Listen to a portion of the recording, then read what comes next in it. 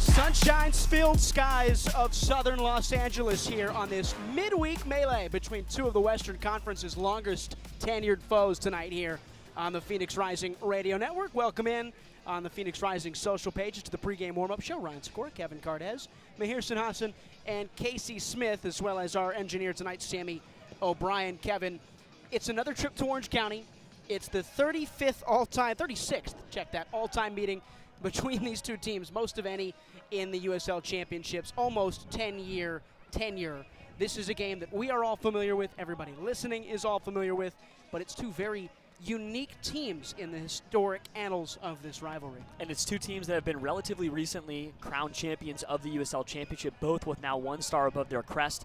The goalkeeper in between the sticks tonight for Phoenix Rising, Patrick Rakowski, was also the title-winning goalkeeper when Orange County won about 4 years ago. This is a matchup that has so much history. Two teams that, like you said, are the longest or some of the longest tenured in the championship as a league. And so by design, there's just a lot of history here. There's a lot of animosity.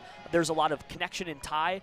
The Orange County Soccer Club has their current head coach, Danny Stone, was on the title-winning side for Phoenix Rising as their lead assistant. Then he was the head coach for Phoenix a year ago, and now he's the head coach over at Orange County. There's so many ties, there's so many connections, and there's so much energy between these two teams, especially in the most packed Western Conference that we've seen in a very long time. This matchup is not only historic, but very important. It's been a weird 24 months for the beautiful bald man now on the Orange County touchline that is Danny Stone, the English-born Phoenix man who spent some time in Tempe. Now on the other side for the 8th-placed team in the Western Conference, Orange County at 6-7-2, Phoenix Rising coming in at 5th, and Patrick Rakowski talked about that earlier this week. This is one of the best spots that Phoenix has ever been in his time as a Rising player at this point in the season, 5th place. They are looking upwards at a table that is super packed, Tulsa leading the way, San Antonio, New Mexico, Sacramento, El Paso, all in that mix. It is really a tight race though, Kev. 11 points separate first from 12th. Yeah, and there's so much movement to go because we're nowhere near the end of the season. You're just now getting out of that summer window, and so now you have to start figuring out how do we make our move to shake towards the top of the table. Sitting at 6th place, tied at 5th with El Paso Locomotive. There's so much movement to go, but with New Mexico United dropping down now 3-0 to Hartford Athletic, that game's still currently going on. They now sit within touching distance. That 25-point mark for them is attainable. If Phoenix Rising were to walk out of this one with 3 points tonight, they could jump as high as 3rd place in the West. That is a home playoff game. This is a club that has not played a home playoff game in far too long. A club that has too much success, a title to their name, multiple Western Conference final titles in their trophy cabinet, yet they never play those home games in the playoffs. It's time to bring that back to Phoenix. They know that's the goal. There's a lot to do to get there, whether it be in the transfer window, whether it be on the pitch. So much movement, so much shaking, but Phoenix knows that the goal here tonight is 3 points and continue that climb at the top of the West. 2021, the last time Phoenix Rising had a home playoff game. Not to get into the business side of the league, but it's so important for all of these clubs, especially ones that want to spend and compete as much as Phoenix does, to get a home playoff game and home playoff revenue under their belts. Orange County's kind of been a team in the similar boats, always away from home, always plucky, always fighting. That's where these two teams lie right now, just separated by 3 points. You mentioned Phoenix's ability to potentially leapfrog a couple of teams into the top 3 in the West. Orange County, if they get the right result tonight, can leapfrog Phoenix for the rest of the year if they beat them by enough goals. I think 3 is the number that OC needs to get that job done. They beat them by 2 at home a year ago in this fixture last year. So lots between these two teams up for display as we take a look at the squads. Here tonight we'll start with Phoenix Rising, led by Pamadou Ka. They are, as we said, 5th in the Western Conference and looking for something to go forward. Patrick Rakowski starts in goal. Braxton Montgomery remains the right back amidst the absence of Colin Smith from the squad. Acela Senge is back in the team next to Ryan Flood. The two center backs, Emil Quaishel is the left back. He scored a scorching goal here in the 2023 playoffs. He'd be happy to play and happy to get back amongst that here tonight. Zion Emmers and Hope Aveyevu sit in front of the teenager Pierce Rizzo, who starts back-to-back games for this Phoenix Rising team and gets his first USL Championship start. Ciro Margarita is the man on the right for Phoenix. Darius Formella through the middle. And Darius Johnson, another start off the left. Ciro Margarita, Curacao International, tricky as ever, tighty going forward. He's been hit or miss, though, for Phoenix. They'll hope they get a good performance from him tonight. And I don't think it's really Drill's fault that he's been relatively hit or miss. This is a guy who's had to play a lot of international time. He's been on the road a lot, and it hasn't been in the championship. He's been playing in the Gold Cup. He played in World Cup qualifiers. He started in the starting 11 for Curacao against Canada, which they got a 1-1 draw in the CONCACAF Gold Cup their group stage. It was one of the biggest results that the country has ever had on the world stage, and Drill's been there at every step of it. They played, I think, 324 minutes for his country in the Gold Cup alone, and he also forged a path in the World Cup qualifiers. He's going to go back out there later this year in September, October, and a little bit of August as well to play in more World Cup qualifiers in the final group stage of that fixture group. He has done so much on the road. It's not really his fault that he's been bounced between between Phoenix and Curacao, but they want him to be more stable, more consistent. One thing about Drill, though, Ryan, likely one of the 3, in my mind, most talented players to ever wear this shirt. There is very few who are more talented, technical, and gifted than Joel Margarita is when he has the ball at his feet. Nobody does more than he does on the ball in this team this year. He is special. They need him to step up tonight, and they need him to score goals when they need it most. Solomon Asante springs to mind, obviously, as does Junior Flemings, who went on and played in the French First Division for this Phoenix Rising team. The opposition tonight is Orange County SC, 8th in the West, just 3 points off of Phoenix Rising, led by Danny Stone, who's nearing a year in charge of his second USL Championship side. It's a 4-2-3-1, 4-4-2-esque look for an OC team that starts with Colin Shuttler in goal, who's been better over the last month or so. Nicola Chioda, the academy kid, 19 years old, is the right back.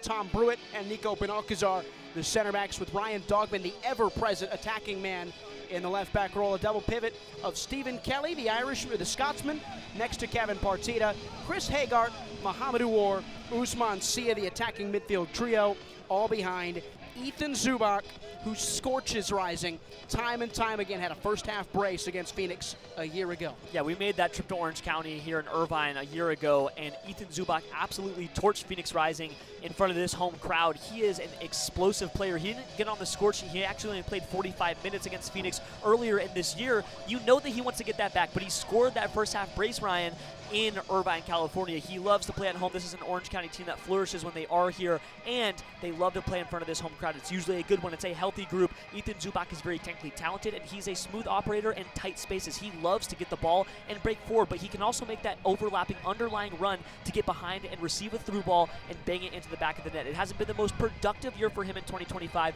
but he's still a threat. He's still lethal, and you'll still have to watch out for him when the ball's in his boots. 4 goals for Orange County in the championship, still leads the team in that number. All these fans as well, by the way. It'll be a good Wednesday crowd as far as Wednesday crowds go. They'll fill out places like Gnarlyville and the supporter section and the juice box. You gotta love the themes that they rock with here. 1 point for this. You mentioned Zubak only playing 45 minutes when the last time these two teams met, Kev. This is the 36th all-time meeting between these teams. They play multiple times every year. No team has ever done the double over the other in the history of this tie. Phoenix Rising have a chance to do that tonight, so that's something to look at. Now I would ask you this as we close out with one final question in this first part of our pregame warm-up show. Moves. We mentioned the tightness in between the top and the bottom of the USL Championship Western Conference. Phoenix the last couple of years, a side that have not been shy to making moves in the middle of the year. Think to Charlie Dennis, think to Gerald Margarita, think to Darius Johnson. This is a team that could follow in the suit of New Mexico with Valentin Noel, of Sacramento with Corey Bennett, and try and make some moves to gain some ground amidst rivals in the Western Conference. And Phoenix takes a unique approach. Over the last 2 years, they've really made a more international overseas look when it comes to this window. They brought in Jurl from overseas. They brought in Darius Johnson from overseas in the last summer window. They have tried to explore new markets, but I think, and it's really interesting because right now the MLB trade deadline sort of running neck and neck with this closing summer window in the USL Championship.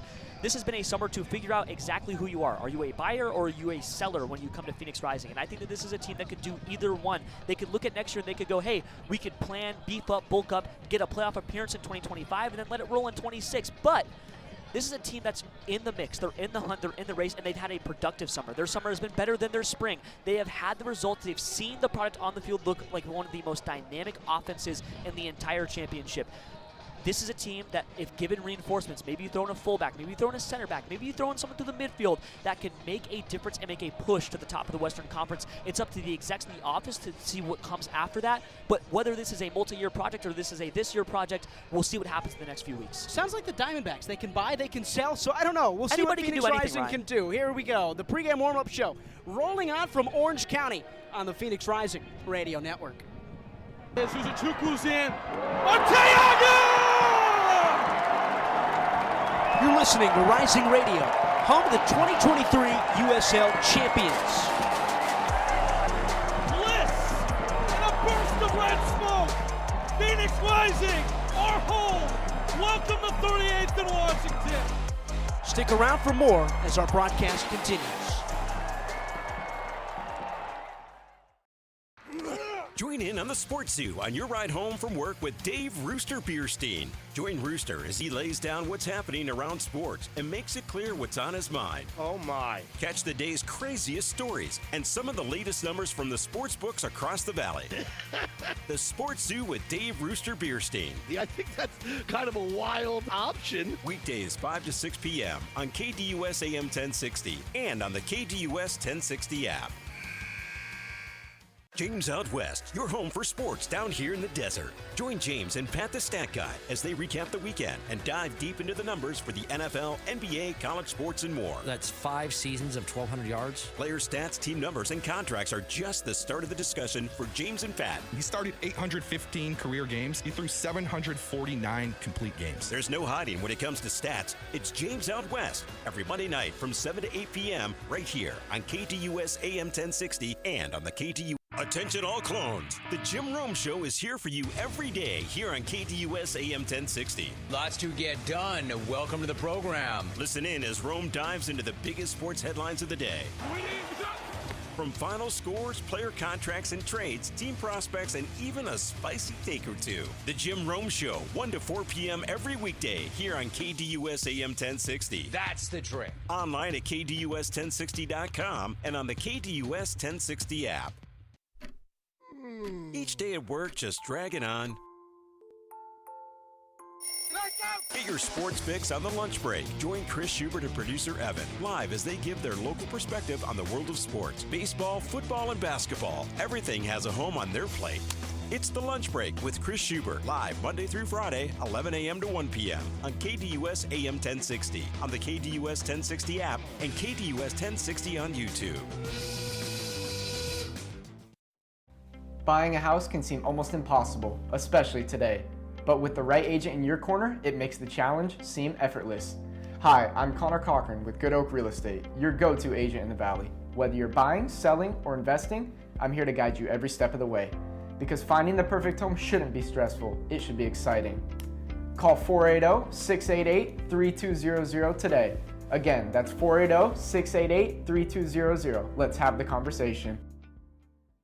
Hey Phoenix Rising fans, this is Discount Tire, your hometown tire retailer and trusted partner on the road for over 65 years. We know it can be overwhelming when buying tires, but we're here to help. Our online tire buying guide, Treadwell, makes finding the right tires simple. Just plug in your vehicle, location, and driving habits, and Treadwell will give you unbiased, personalized recommendations based on your needs, not based on price. Inviting, easy, and safe. Just how tire buying should be. Shop tires with Treadwell at discounttire.com. Let's get you taken care of.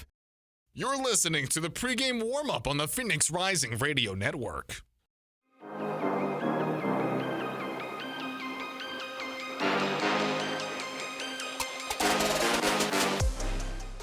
No, I don't think. Yeah, for me, like me personally, I don't see no difference playing home and away.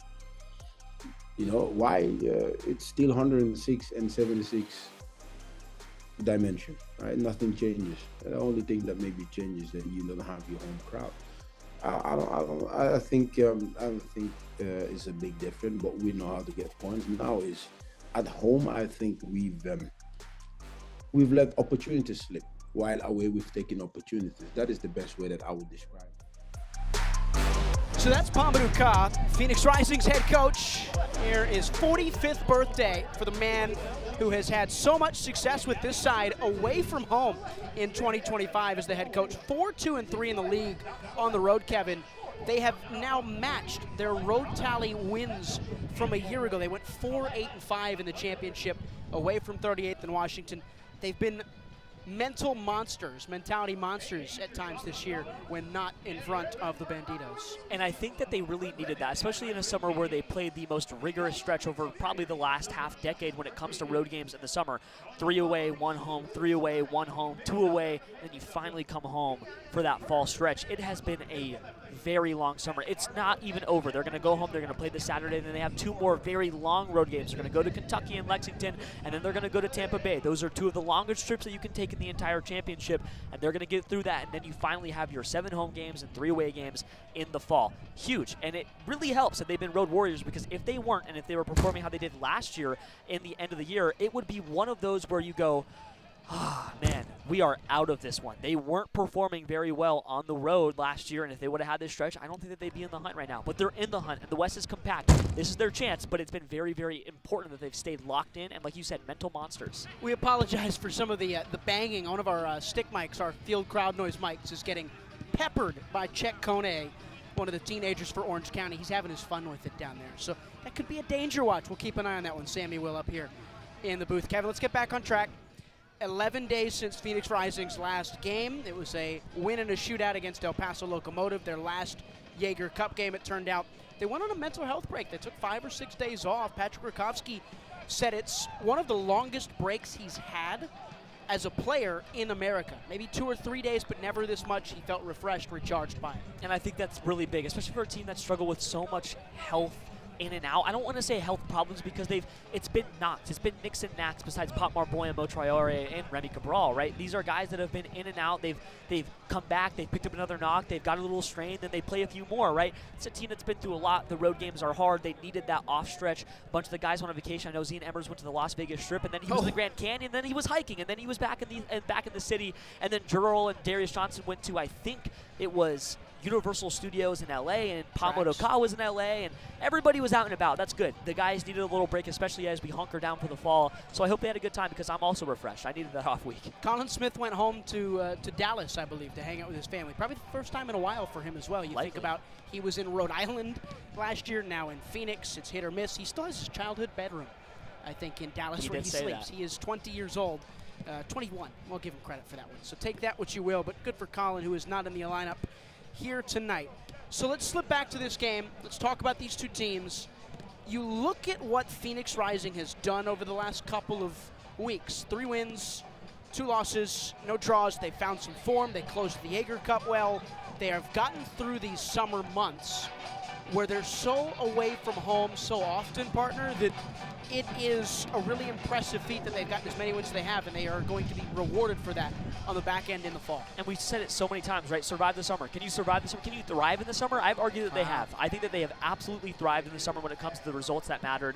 We look at the sheet, and I know that you and I quantify wins differently, but to me, a shootout victory in the Jaeger Cup is a win. I think that that's a win on the sheet. That's more points than the other guy.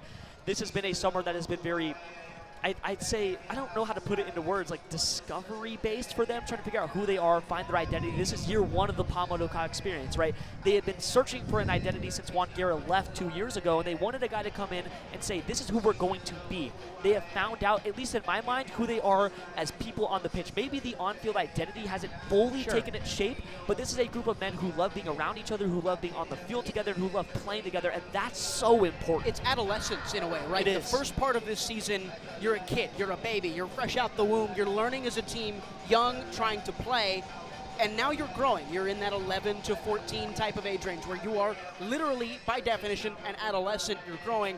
Now it's about adulthood, the back half of the season. Being professional, getting wins, doing it constantly, fighting for points as you race for a home playoff game. Yeah, and these fights, these clashes, I think that one thing that Phoenix has also done really well is capitalize on the Western Conference when it comes to, this is a tight conference. They have a ton of the tiebreakers in their favor so far. You highlighted how Orange County needs 3 goals and a victory to get the tiebreaker back from Phoenix in this one. Those are the advantages that they've slowly set up for themselves over the last few months. Now it's time to complete that. It's time to sort of bring it all back home. They're going to go on the road with guys like Sacramento where they're going to need to win on the road and complete their tiebreaker there as well. That 2-2 draw looms large. They're going to need to finish that off. finishing strong, getting points, owning tiebreakers, and winning the West is pertinent, especially in games like these. All right, so let's get out. When we come back, we'll hear from Casey Smith, who's got Phoenix Rising covered tonight, and Mahir Sinhasan on the Orange County side of things on the Phoenix Rising Radio Network.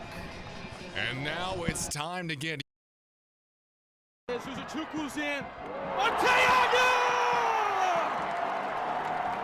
You're listening to Rising Radio, home of the 2023 USL champions. Bliss and a burst of red smoke. Phoenix Rising, our home. Welcome to 38th and Washington. Stick around for more as our broadcast continues. Buying a house can seem almost impossible, especially today. But with the right agent in your corner, it makes the challenge seem effortless. Hi, I'm Connor Cochran with Good Oak Real Estate, your go-to agent in the Valley. Whether you're buying, selling, or investing, I'm here to guide you every step of the way. Because finding the perfect home shouldn't be stressful, it should be exciting. Call 480-688-3200 today. Again, that's 480-688-3200. Let's have the conversation.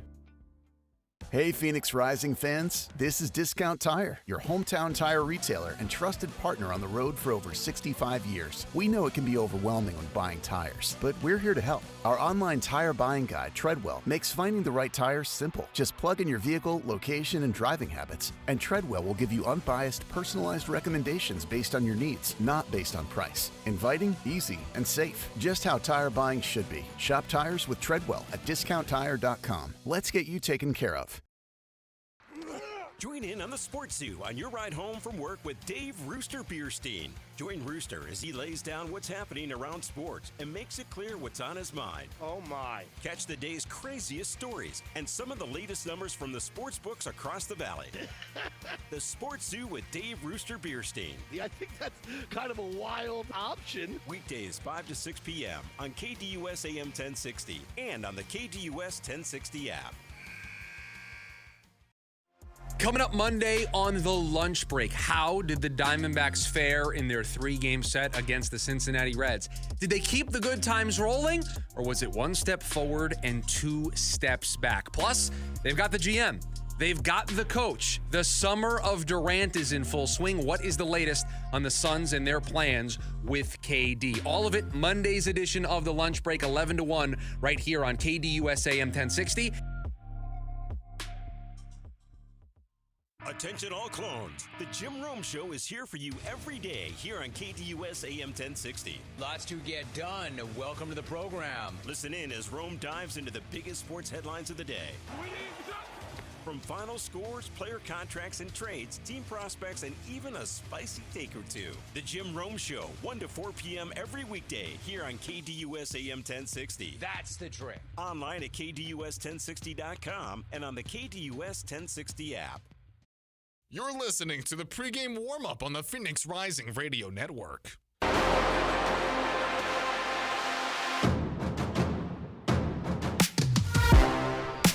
Welcome back to the pregame warm-up show here on the Phoenix Rising Radio Network. Ryan Sikora, Kevin Cardez, Mahir Sinhasan is with us as well. He's going to talk some Orange County Soccer Club. Mahir, we'll begin. This is one of the younger teams in the league. They were banged up at the beginning of the year, but Danny Stoneside are getting a little bit healthier. Well, I apologize for the technical difficulties we're receiving on that front. As we work with Mahir and we try and figure that out, we are getting word again. This Danny Stone team, I can give you this, by the way, folks. Danny Stone's side, they are missing Liam McKinnon tonight, who is out with a longer-term injury, it would appear, as well as Grayson Duty, who got hurt with his ACL earlier on in the season. Other than that, they're pretty healthy. Stephen Kelly is back after serving a red card suspension in their last game against Monterey Bay. He was sent off in a game against Monterey Bay. I should apologize there. I think we've got Mahir now. Mahir, are you here with me? Okay, there we go. Here. So let's skip on that one.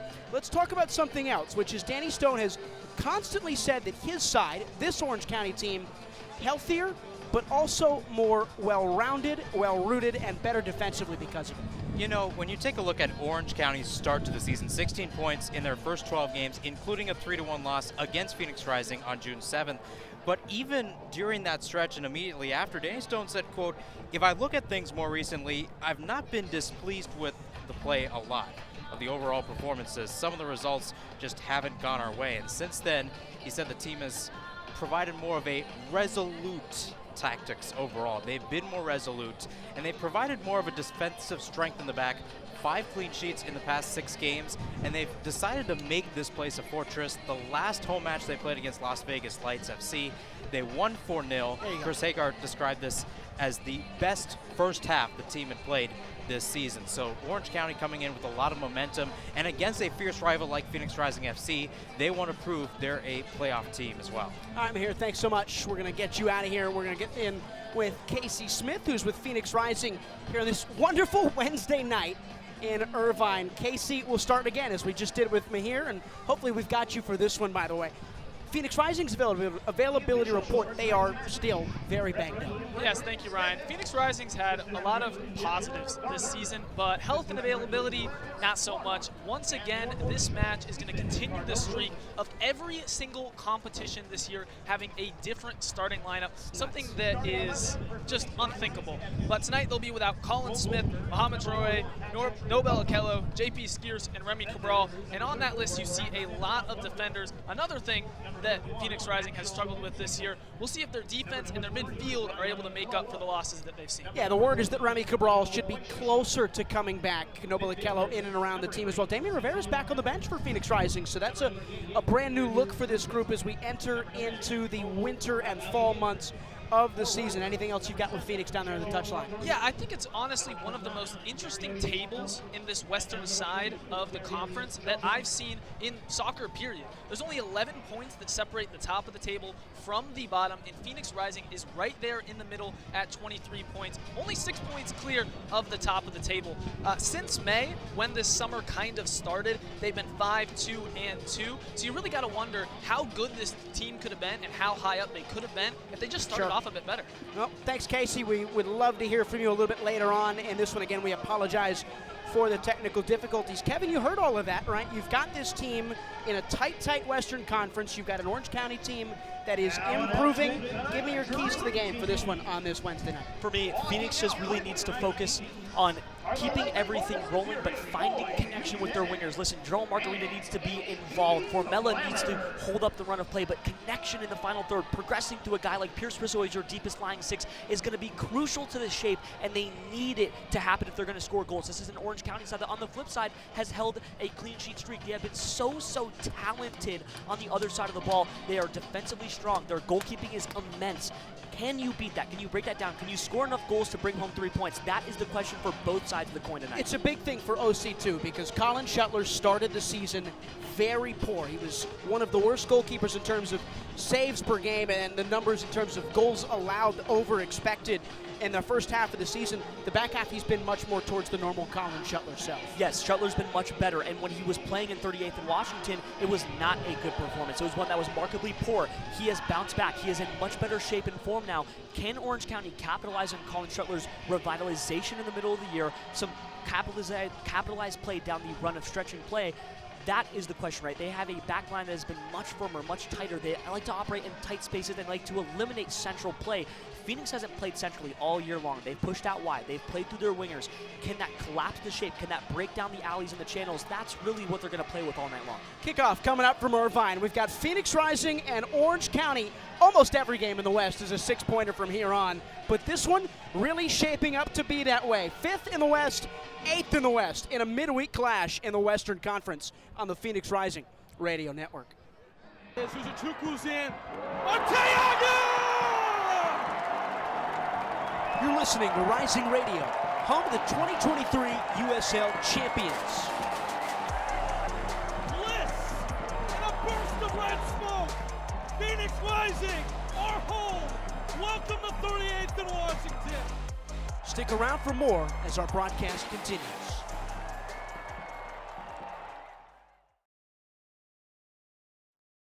Buying a house can seem almost impossible, especially today. But with the right agent in your corner, it makes the challenge seem effortless.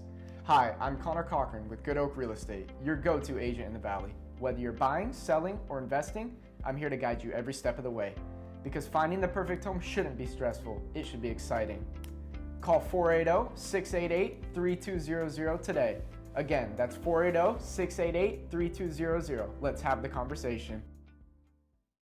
Hey Phoenix Rising fans, this is Discount Tire, your hometown tire retailer and trusted partner on the road for over 65 years. We know it can be overwhelming when buying tires, but we're here to help. Our online tire buying guide, Treadwell, makes finding the right tire simple. Just plug in your vehicle, location, and driving habits, and Treadwell will give you unbiased, personalized recommendations based on your needs, not based on price. Inviting, easy, and safe. Just how tire buying should be. Shop tires with Treadwell at discounttire.com. Let's get you taken care of. Join in on the Sports Zoo on your ride home from work with Dave Rooster Bierstein. Join Rooster as he lays down what's happening around sports and makes it clear what's on his mind. Oh my. Catch the day's craziest stories and some of the latest numbers from the sports books across the valley.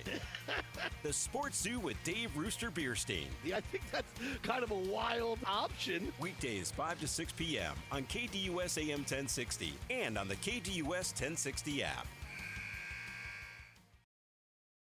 Coming up Monday on the lunch break, how did the Diamondbacks fare in their 3-game set against the Cincinnati Reds?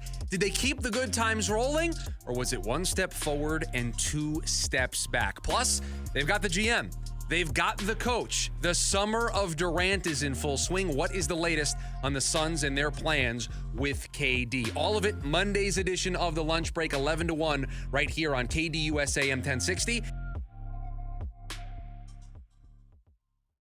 Attention all clones. The Jim Rome Show is here for you every day here on KDUS AM 1060. Lots to get done. Welcome to the program. Listen in as Rome dives into the biggest sports headlines of the day. From final scores, player contracts and trades, team prospects, and even a spicy take or two. The Jim Rome Show, 1 to 4 p.m. every weekday here on KDUS AM 1060. That's the trick. Online at KDUS1060.com and on the KDUS 1060 app. Let's get into the action. Phoenix Rising Soccer, live now on the Phoenix Rising Radio Network.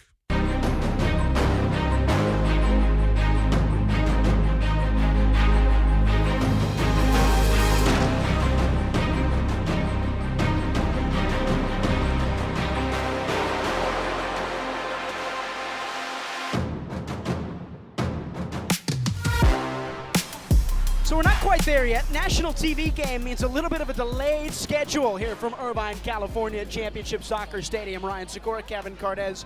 We'll close out with a quick one. We will remind you of the starting 11 that we did all the way back at the beginning of this pregame show, and we will start with Phoenix Rising. If you're following along on our screens, you can see it now on the social media pages. Rakowski, Asenge, Montgomery, Flood, Quayshaw, that back five. It's finally some familiar names for Phoenix, even though Colin Smith continues to be out. Rizzo, Emmers, and Aveyevu in the midfield. Formella, Margarita, Darius Johnson. You already talked about Gerald Margarita. What about Darius Formella, who scored a brace against Orange County in the last fixture? There's so much pressure on Darius Formella to hold up the run of play. That's the one that they asked him to do. He's not going to make a darting athletic run through the back, but he is going to hold the ball, bounce off his chest, put it on the sole of his foot, and let his wingers do the work. If he can do that, his job is done all night long. He's been a much better presser in 25 than he was in 24. If he can keep up that defensive intensity, hold up the run of play, special things will happen for the team, and it'll be a night of fairly well jobs done for Darius Formella. So I think they're finally getting the anthem going from Irvine. The teams have taken the field here on this midweek mash between two teams in touching distance of a home playoff game. It's coming up next on the Phoenix Rising Radio Network. As Uzuchuklu's in. Arteaga! You're listening to Rising Radio, home of the 2023 USL champions. Bliss and a burst of red smoke. Phoenix Rising, our home. Welcome to 38th and Washington. Stick around for more as our broadcast continues.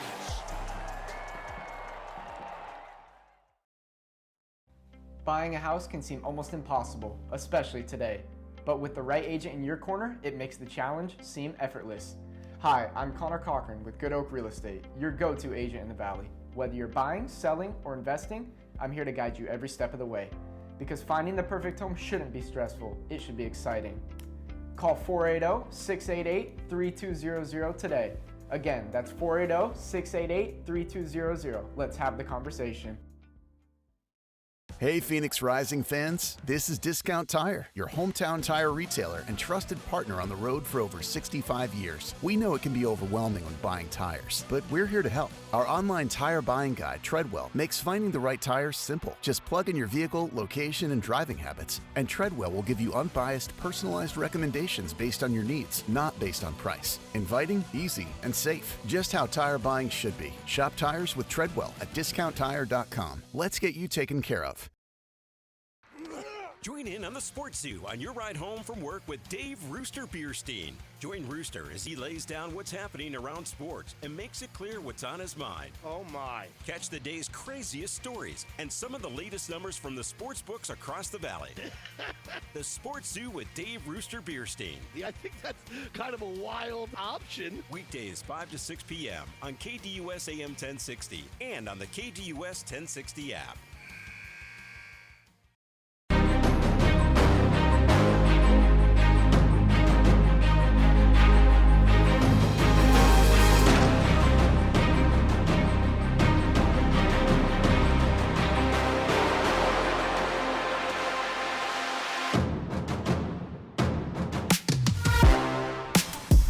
Welcome back to Orange County as Irvine is the host of tonight's matchup between Phoenix Rising and Orange County SC. Ryan Sikora, Kevin Cardez here on the Phoenix Rising Radio Network. But first, Mahir Sinhas is down on the touchline with some words on an Orange County side that have found some defensive footing over the last couple of weeks. Thanks, Ryan. It's safe to say it was not the best start for Orange County SC this season. 16 points in the first 12 games played, including a 3-1 loss against Phoenix Rising in the Valley on June 7th. A week later, Danny Stone said, quote, "If I look at things more recently, I've not been displeased with a lot of the overall performances recently. Some of the results haven't gone our way. And since that loss to Phoenix Rising, 5 clean sheets in the past 6 games for this Orange County SC side, currently 8th in the Western Conference, looking for some 3 points tonight." Head coach Danny Stone's message to the fans, quote, "Give us your energy and we'll give it straight back to you." Nice. Mahir, thanks. So it's a Phoenix team that have gotten defensively much better, or a Orange County team that have gotten defensively much better, but a Phoenix team that have grown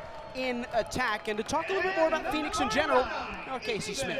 Yeah, there's a lot of X factors on this Phoenix team, a lot of moving pieces, but I think chief among them is going to be Pierce Rizzo, the 18-year-old academy kid making his second start for Phoenix. Last match that he played for them, he put in a good shift of 64 minutes starting off the game, and that's what Phoenix will really need for him again. He doesn't have to do anything incredible, but if he can just hold up back there as a defensive midfielder, it'll go a really long way for Rising in this match. All right, Casey, thank you so much as we get ready for kickoff here in this one on a Wednesday night. Orange County in their traditional home shirt, the orange, and the black shorts with the orange socks. Phoenix in the away strip, the black retro kit with a white pant and low black socks, especially for the superstar of this Phoenix team, the number 7, Gerald Margarita, who will start off the right tonight. When he plays off the right, he's been much better for Phoenix Rising, Kevin. He is a very important piece if Rising want to get 3 points again against Orange County tonight.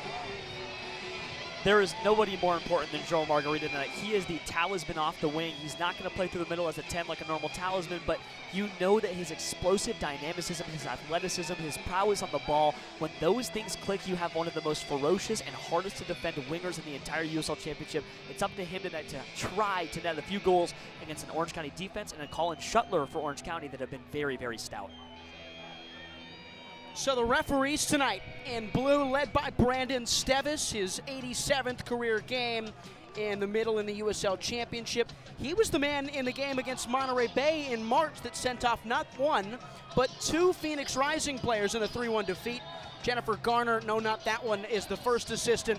The second assistant is Clarence Clark, and Steven Cardozo is the 4th official in blue. Phoenix will kick off first away from home, looking to do the double against Orange County tonight. Rising will move right to left on your radio dial amongst a crowd that is probably about half capacity from Championship Soccer Stadium as we are underway in Irvine. Back for Emil Quayshow and a pattern of play for Rising to build as Quayshow looks long over the top for the run of Darius Johnson. He's in behind Chioda. Darius Johnson venturing into the box and finds his way 15 seconds in, flipping it wide for Quaisho. Left side, attacking third. Now by the byline, Emil Quaisho into the box, missed wide of the first post by Darius Formella, but almost 30 seconds in. Phoenix ventured and found room, but could not find the back of the net, Kevin Cardez. And it was a good touch off the chest of Darius Johnson that let that one sort of settle in. It was Darius Formella's foot that sort of sent that one awry. I don't even think that he thought the ball would arrive to him, but a perfectly placed cross from Emil Quaisho finds one of the legs of Darius Formella, just not enough on it to spray it at least towards the net. No work needed for Colin Shuttler. Ethan Zubak wins the ball in the middle of the park, but he turns it over. Right side, Gerald Margarita in the middle. He's racing at a defender in Dogman, playing one in behind for Formella's feet. It's slipping underneath the Polish attacking player. And into the pink shirt of Colin Shuttler, who at the back half of the year, in the first half of the year, I should say, the back half of the year is what we're in currently. First half of the year, no goalkeeper in the championship had given up more goals over expected than Orange County's netminder. He's been much better the last couple of weeks, including a couple of clean sheet wins against Monterey Bay and against Las Vegas Lights. A 4-0 thumping last time out. And behind, Muhammadu War's a touch, and he's gotten there, and he's played the ball into the middle for Chris Hagart, who's slung one wide left for the overlapping run. Here is racing into the box Usman Sia. He's looking for service from Dogman. It's one back deep by Braxton Montgomery, the teenager, who gets another start for this Phoenix Rising team, is 13th in league play in 2025 for the 18-year-old Horizon High School grad. And Braxton was so athletic there to get back. He was on his horse, busted a lung all the way down that channel to get back and win the ball very cleanly. He was in the box for just a moment, pushed everything wide, and the action ran through him. Couldn't retain the ball on his own, but what a sweep there from Braxton Montgomery. Third minute, 0-0. Colin Shuttler far from his goal. Phoenix set in a block. Good shape. Hope Avievu staying a little more central. He's the starting number 10 tonight with Emmers and with Rizzo behind him. Tom Brewitt, the captain. Nicola Chioda in behind, looking for the run of War, left by Sia. War laying along. Kelly keeps it, heavy. Emmers tackles, War keeps. And Sia finding space, the Clemson kid. College teammates with Rising's captain, Popmar Boy, cleared by Ryan Flood as Orange County ventured. Brewitt recollects on a fine-footed surface tonight. It's as clean as it can get in the championship. Orange County, such a beautiful, small, little quaint park as the ball comes in behind for Flood to defend. It's poorly cleared, ball into the sunshine, one high by O.C. Kelly. Kevin, it's the 4th minute of a 0-0 game. Orange County establishing themselves early on. Wide left, Dogman in the box, the left back cutting high off the backside of Acela Senge. Good to see him back in a Rising shirt tonight. Really good to see Senge. I think on the other side, let me ask you a question, Ryan Sikora. Oh. Are you shocked to see Ryan Flood make a start at center back after his performance from a week ago? Shocked? I'm not. No, I agree with you. I think it's still down to some fitness things. For sure. I think Popmar Boy is fully ready to play 60+, but he played quite well the last 2 times we've seen him feature there. Ball in behind from Chioda. Will be chased down outside the box by Rakovsky. Lifted in behind, missed by Chioda, flicked by Formella, touched by Darius Johnson. Left side, heels on the touchline. Middle of the park, Formella kept along, and it was towards Margarita's feet, but swept away late by Nico Benalcazar, the central midfielder who can also be a right back, who can also be a center back, can probably cook Kevin dinner tonight if he wanted it. Well, he's sort of the Ryan Flood in terms of utility tools, and I wonder if Ryan Flood could cook me dinner too. He's a little more local, so I'm just sort of throwing that out there, just trying to find out. You can ask him post-game. I'll ask him. Good touch from Benalcazar, driving his way beyond the press of Emmers, laying along for Dogman. Midfield stripe left side, 5th minute. In behind Zubak as Senge keeps it at his feet. Finding Rizzo, heavy touch, Sia, and advantage will be played. Orange County has kept it, no. Now the referee Stevis will bring it back in the attacking third. Kind of a wild sequence where Pierce Rizzo took a heavy touch and took an even bigger touch of the body of Usman Sia, the number 8. So far through 5 minutes, you can see that the idea is to link up play from Formella through towards Jurl, Darius Johnson as well, the option towards his left, but they're trying to thread the ball. Formella had the right idea a few seconds ago, but couldn't quite find Margarita. It took a glance off of an Orange County defender through the center. So probably 35 yards away from the frame of Rakovsky, the former Orange County keeper, Stephen Kelly will stand amidst the shadows of the stadium looking to serve an in-swinging ball right on the edge of the 18's furthest point. Again, 35 or so yards away. Kelly, right-footed ball, clipped in, up for the run of Zubak. Great stop, Rakowski. It's almost identical to the goal Ethan Zubak scored last year with these two teams, and some of the success he's had. Set piece ball, swung in, header at the 6. This time Rakowski, the goalkeeper, makes the save. It stays scoreless. And that's sort of been the story of Rakowski's season, just making that heroic save, right place, right time. He doesn't always have to make the most athletic play because it feels like he's often on the line every single time. He's in the right spot, making the right save, and if it's pushed past him, most of the goals as of late against Fat Pat have been just, worldies. Did you just say Fat Pat? I love it. I heard it one time about a couple weeks ago, and it's stuck in my mind, man. Hagart driving in zone 14, looking to strike low, blocked by Asenge, and Avayevu can't reach to it. Chioda clearing over the goal line right towards Gnarly. He couldn't make a play. Gnarly is the Orange County mascot. He is a big orange ball of something. Did they say that touched, or did they call a foul on a late slide from Avayevu? I don't know if there's a late foul. They said Avayevu got a touch.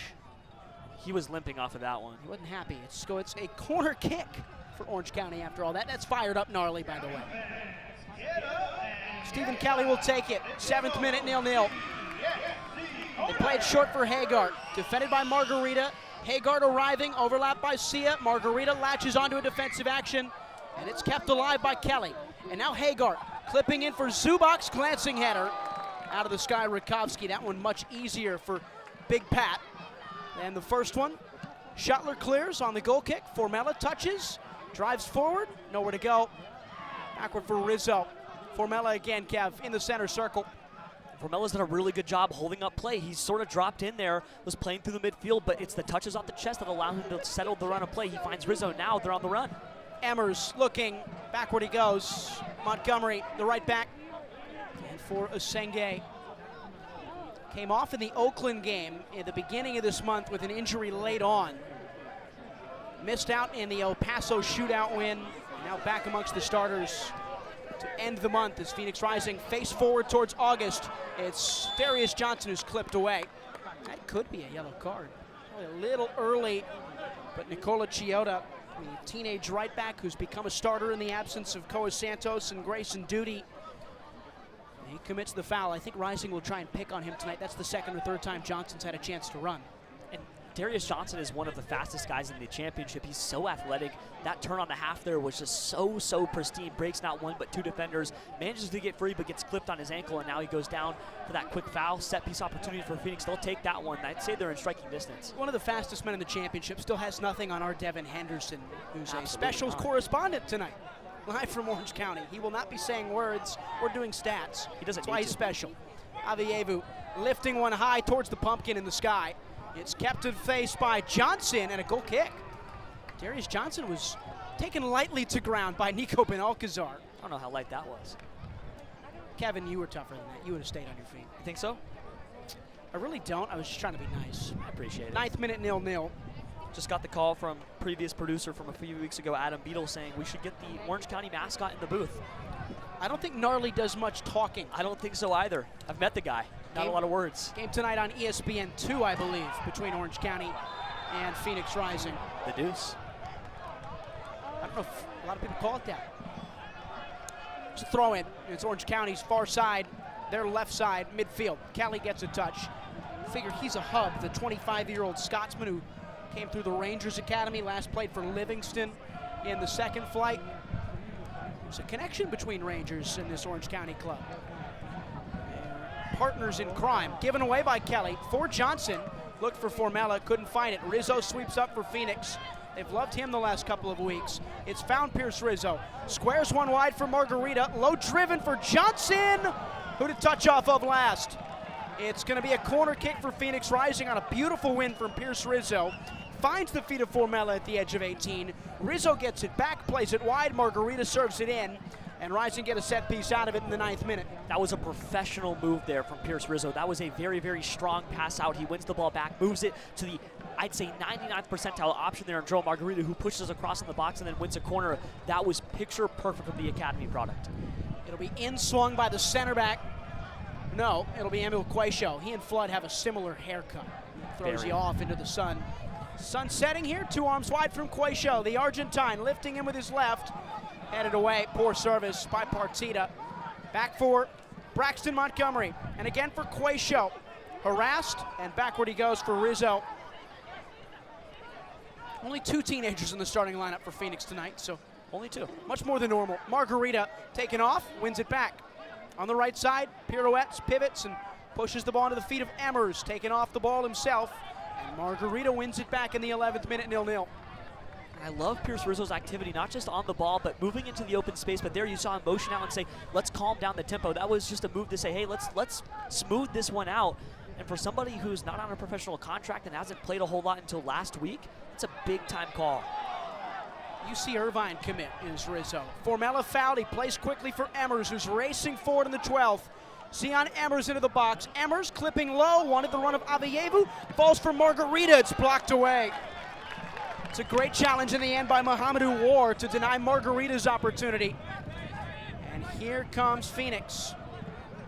A little bit more dominant over the last couple of minutes. Flood into the box. Margarita left for Emmers. That would have been a cracking strike. It's wide of the far post, and Shuttler spared. 0-0. Jordan Margarita is so close there. Emmers so close there. Knocking on the door. They've been the ones, they've been the aggressors. Phoenix have been sort of trying to break this one open, at least initially, and get it done early, but no one's getting home. No real shots on target. No real work for Colin Shuttler. In fact, more of the work for Patrick Rakowski on the other side of the field. Can you create a quality chance? And behind, there's a man on the floor. It's Zubac. You will see that a lot tonight. It is not to say that Ethan Zubac is a simulator, but he is just in every single duel. He goes for every single challenge. That's something Danny Stone loves about his number 9. Zubac is just such a hardy guy to throw in a challenge. He's hard to take down. Then when he does go down, he's usually going to win the whistle back. Orange County knows that they have that in their pocket, and they're going to try to capitalize on it tonight. He feels very much like a Midwestern Big Ten tight end. Yes, yes. You are surprised to see he is from Corona, California. So. Just now realizing that we're probably, 15 minutes away from where Pierce Rizzo is supposed to go to college here in probably a few days? We're about 15 minutes away from where everybody lives. This is like the most populated area on the planet. Not India, but you get my point. What? No, you're right. It's like a really, really populated No, you're right. area. Populous, I'd say. Another foul. Can't really see. It was Montgomery running through the side of the wide winger, Dogman. Free kick, Orange County.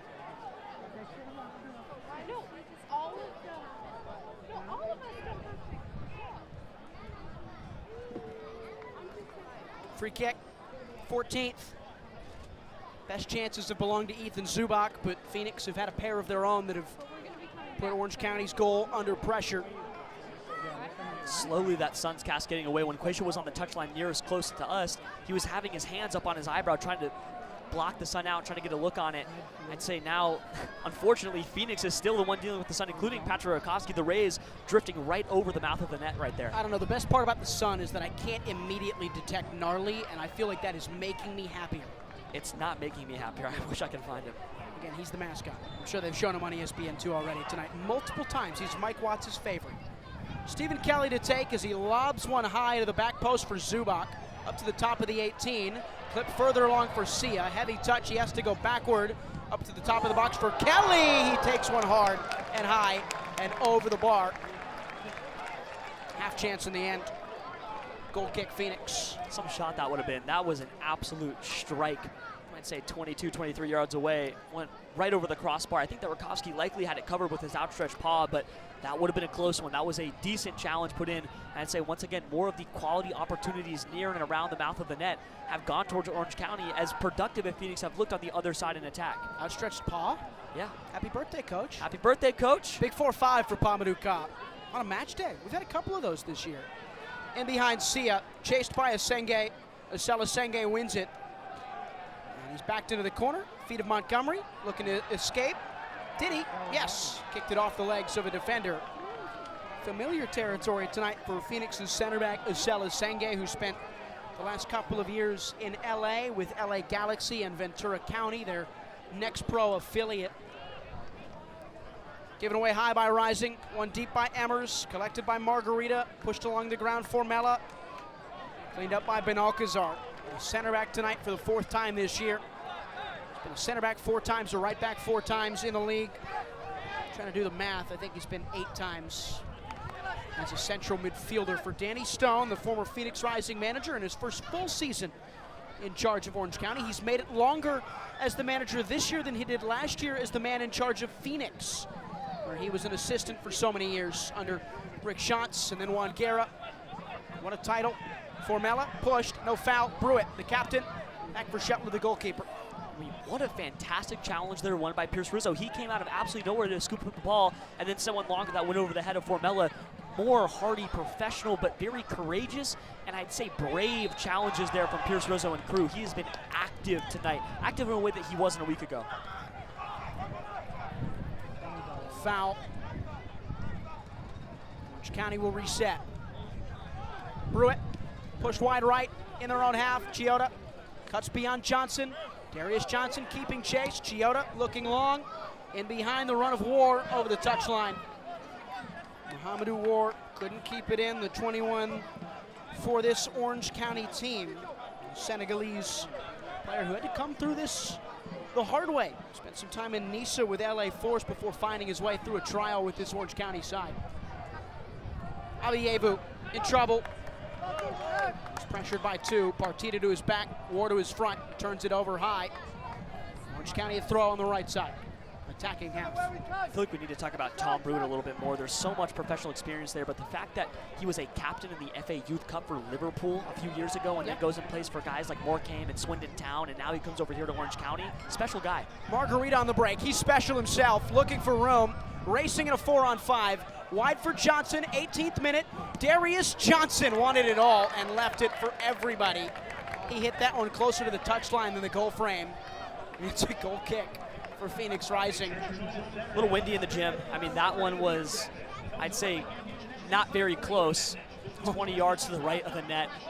I think he had the idea. It might have taken a glance, but still nothing productive on the net. You think the wind affected that one? It's a little windy in this gym. Shuttler in behind.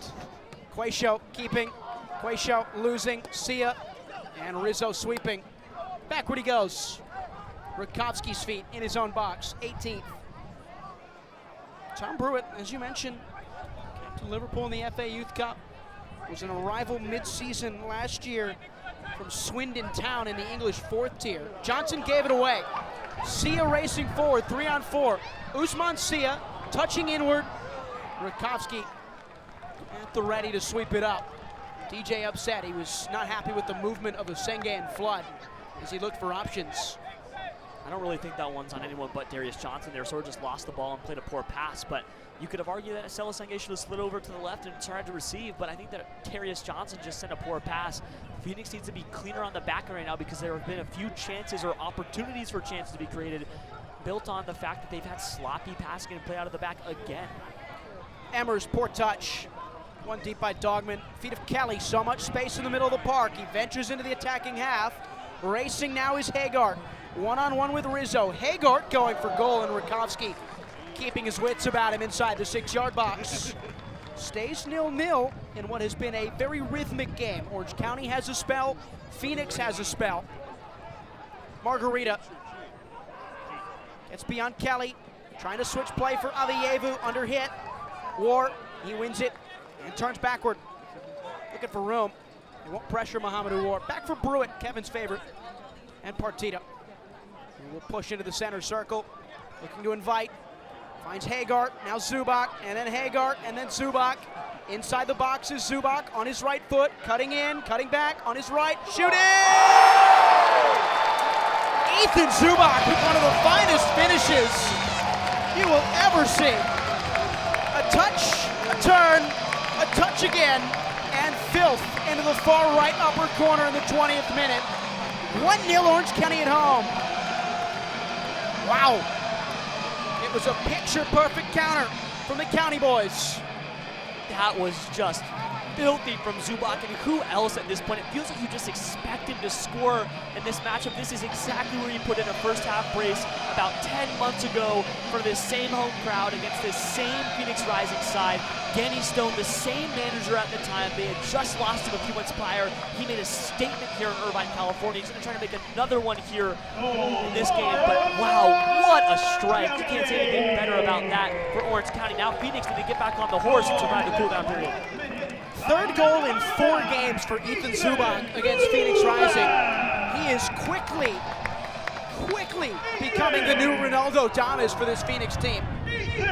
Just the boogeyman, the number 9 for Orange County. What is the closest river? I don't know. I'm not native enough for that one. Quayshow touching beyond. He gets beyond Partita. Quayshow tucking in, looking long. Could not find the run of Margarita. It's in the end well dealt with by Dogman. Clipped away by the goalkeeper Shuttler. Emmers winning. Phoenix foraying forward now with Montgomery. Back to that goal. It was just not good defensive work from Phoenix Rising's midfield trying to track, Kevin. Yeah, they just lost it. They lost the ball, they lost the man, they lost the mark, and then suddenly fluid play in the final third. Smooth operators like Ethan Zubac make it happen like that. That's a beautiful strike. They do everything perfect. Avievu finding Darius Johnson. Johnson laying wide. Margarita in the box. Margarita clipping low! Took a deflection, and it took it wide. And Margarita just trying to put one in the mixer to make it happen. Patrick Rakowski's run all the way over to the near side assistant in Clarence Clark, having a conversation, while Phoenix has a corner kick in the 22nd minute. Wish I could tell what the conversation was about. He was pointing somewhere over near the juice box, and I'm not too sure what the reasoning was, but now he'll make the long walk back to the net. He's wearing the captain's armband tonight. I'm sure he was in the vicinity of the other AR, as Rising will finally lift one in. Avievu, 6-yard box. Shuttler high pointing.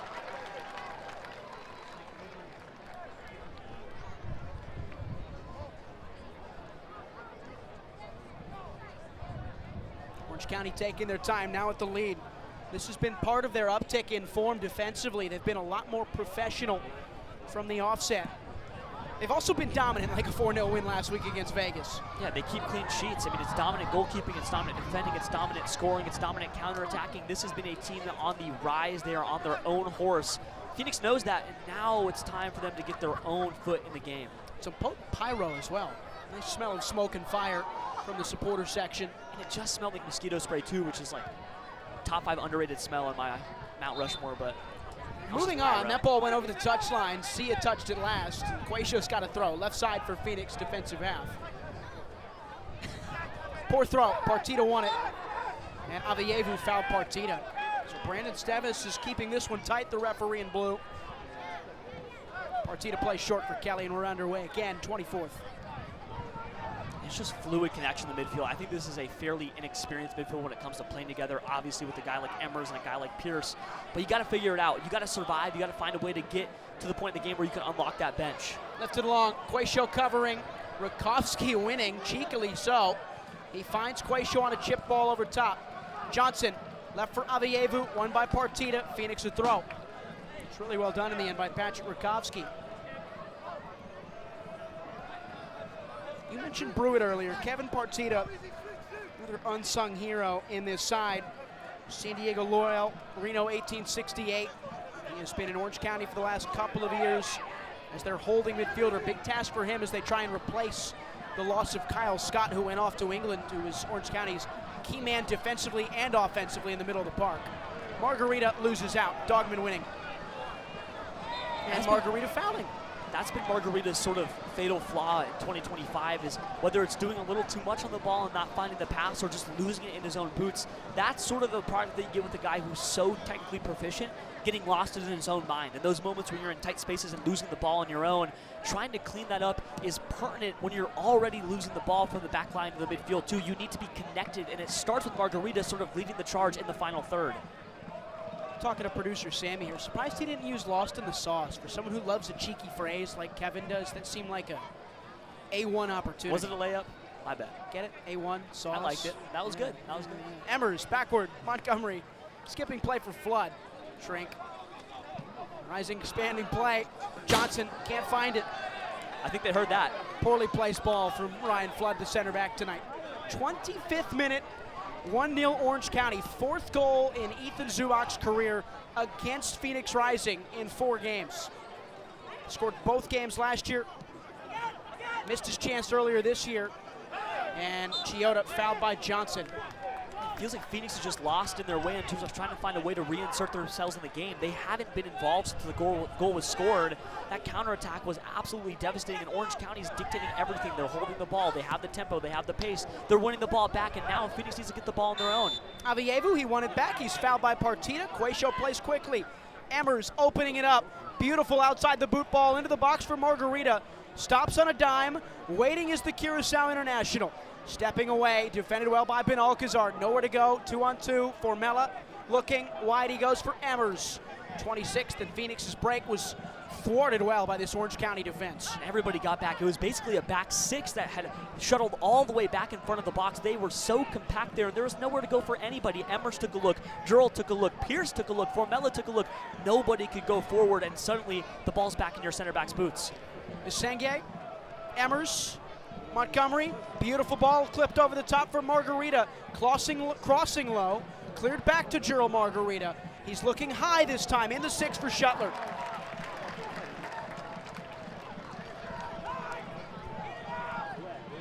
So, Shuttler sweeping, Margarita finding more space. Emmers is tucking very wide, Kev. That's leaving a lot of space for the midfield to cover ground. Yeah, Pierce has sort of covered the entire 20-yard box space by himself. Emmers and Hope, they're so fast. They're just sprinting forward. They're trying to make that run. They're trying to make something happen offensively that Pierce is getting left on an island. He's been in the right spot at the right time, but there's only so much one guy can do when everybody's bearing down on you in attack, especially on the counter. Pierce has held his own. He needs help from his other midfield partners to sort of shrink in and not expand the shape, because that is what's killing them on the counter. Hagart, he's got a touch. So much space for him. Flipped wide, Mohamedou War. Perfect touch from the 25-year-old. Defended by Johnson, and backward he goes for Partita. Kelly. Flipping in, Quayshow cutting off. And looking wide for Johnson. He just about keeps it in play. Avievu backward. Quayshow finding space. Emil Quayshow getting beyond. He won a throw-in, but he fouled Partita. This might be right in front of our mics. Could be. Oh, too quiet. Tragic. Gave it a shot. Had a look. We tried to turn it up for the folks at home. You know, that's the level we bring. 28th minute.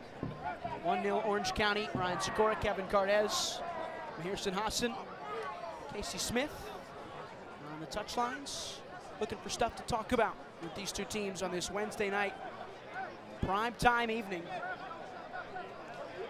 Underneath the big balloon. Big balloon looks really good, though. It's got Pac-Man eyes tonight. It wasn't like that when we were here a year ago. No, it scares me. Clipped over the top for Zubak, who's wonderful with hold-up play. Sia, War on the wrong page. Partita cleaning, picking, and high he goes, finding War. Mohamedou War servicing in. Hagart dancing, Asenge finding, and a mashup in the middle. Sia lifted wide, space for the strike. It's mishit. It was Dogman who couldn't keep it in. That's where Ryan Dogman is so good, though. Orange County at their best can shade that left back forward into attacking positions, Kevin. And it's kind of what Rising like to do on the other side of the coin. They love to push Colin Smith up in attack. They love to be slanted towards the right side. Orange County loves to do the same thing on the left. It's what sort of inverts these shapes as Orange County wins the ball back in the final third. Partita, Flood winning deep. He took it off of War. Flood looking for the space. Can't get the ball to the feet of Darius Johnson. It's won by Chioda and out of touch.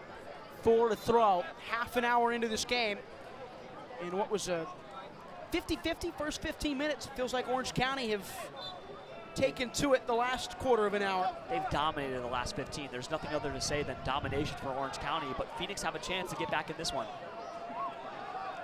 Ball in behind. Wanted Margarita's run. Kept in by Jurl. Taken out of touch. Last touched by Jurl Margarita.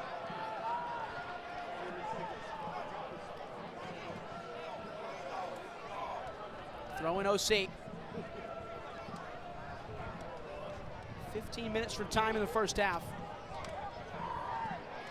Asenge winning, finding Margarita. Backward he goes. Montgomery. Rizzo, middle park.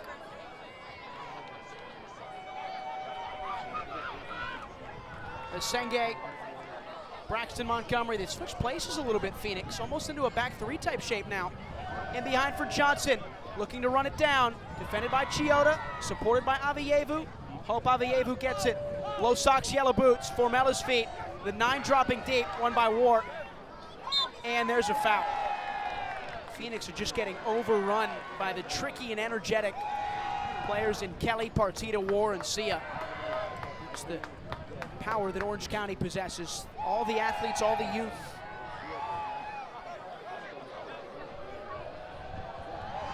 It doesn't help that Gnarly is right behind the team bench for Phoenix now, too. I believe the children proclaim that to be Aura. Is it? Brewitt, back pass, Shuttler.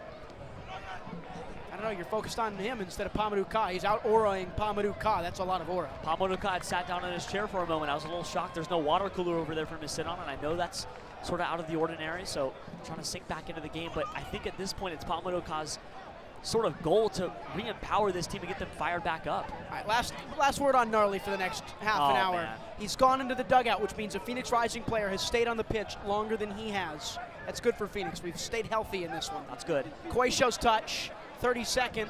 He is taken to ground fairly by War, kept in touch. Finding Rizzo's feet as a turnover, one back high by Sia. Johnson keeping it in, Rising with Rizzo, stretching, lost out to Kelly. Sia's touch, Johnson wins. Rizzo takes it to ground and plays it backward for Asela Senge. So he's been busy, Pierce Rizzo. We mentioned some of his defensive work earlier. He was fine on the ball. Casey Smith's down there with more on the teenager. Yeah, we talked pre-game about Pierce Rizzo and whether or not he was going to be able to hold his own out there, and I'd say he's more than held his own out there. He's really been covering the center of the park for Rising pretty much solely on his own, and Orange County hasn't really pushed their midfielders up to challenge him. On the offensive side of the ball, he has just been holding up. He hasn't made many mistakes. He's been absorbing pressure instead of running from it. And he's honestly looked a lot older than an 18-year-old out there, a bright spot. It's as good of a compliment as you can give, Casey. Thank you. As the ball comes clipped in, Darius Johnson looking for it and Shuttler claiming. Playing short, Shuttler finding it. It's Chioda over the top, War, good first touch, trying to slip beyond Quaysho. No go. Rizzo, heavy touch. Sia winning off of him, Rizzo winning back. Can he look forward? He's got Avievu, he finds Avievu. Hope. Wanted Rizzo, went long instead. Formella finding it. Kelly taken to ground by Formella. And that's just a desperate pass there from Avievu, who had Pierce sinking into open space, and he had the opportunity to make the underlying run straight through the center of the park. He could have accessed the other side. He could have found Formella. He could have found Margarita. Instead, Hope sends a prayer up and over the top to the head of Formella, who just loses the ball in a sea of Orange County bodies. They're not doing the simple things. They're not making the short forward passes. They're trying to be heroes. There's no hero right now for Phoenix. It is a win by committee, and there's no committee that's trying to win.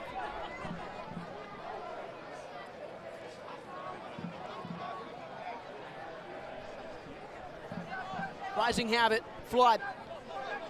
Finding Quaysho. 34th, still 1-0. Zubac's goal the difference right now. Rakowski, so much time. Quaysho with room, playing short. Avievu dropping so deep now is Rising's number 10, Emmers. Avievu.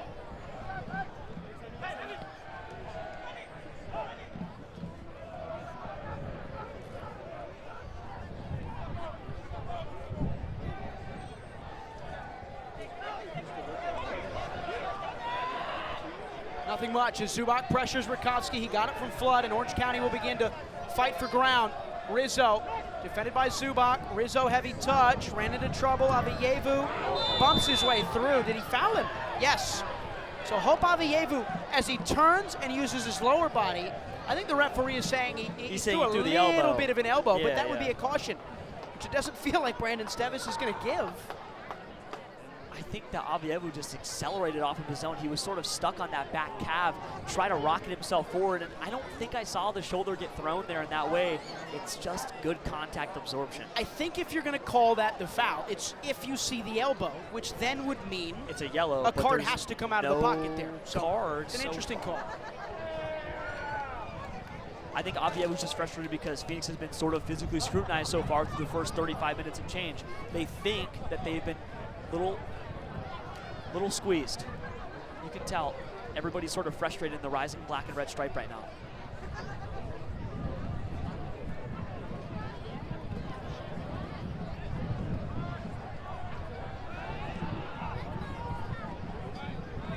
It's the 11th foul committed by a Phoenix player in the first 35 minutes, just 3 for Orange County. That'll get you riled up if you're on the other side of that. So Stephen Kelly will take as the sun has reached its setting point. Kelly driving one up into the box for Brewitt, down at the top of the box for Benalcazar, clipped along, cleared away. It was Montgomery. Only as far though as Chioda and Kelly again. Up over the top for Sia, one by Avievu, second ball Quayshow. Avievu fell to the floor. Sia to take advantage, top of the box Benalcazar, squares through for Brewitt. It's over the block. 37th, still 1-0, but Orange County have controlled the greater part of the last 20 minutes. At this point, Ryan, let me throw this back at you. Do you think that you just sort of survive the next 10 minutes and change, trying to get out of this one if you're Phoenix and just recalibrate, retool, maybe come out with some substitutions off the bench in the next 45? Or do you try to crash the box and get that goal back? Because right now, there's nothing going for Phoenix. See what you can do, I guess, would be my answer. Always go for it. But I don't get paid to do the analysis stuff, you know. It's all you, buddy. What do you think? Go get a goal. Thoughts? There we go, they came. Quayshow, won it deep, clipping high. Johnson is running on toward it. Partita's taking him down. Darius Johnson worse for wear as Orange County win it fairly.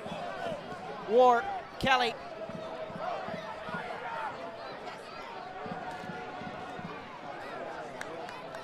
One deep. Montgomery racing.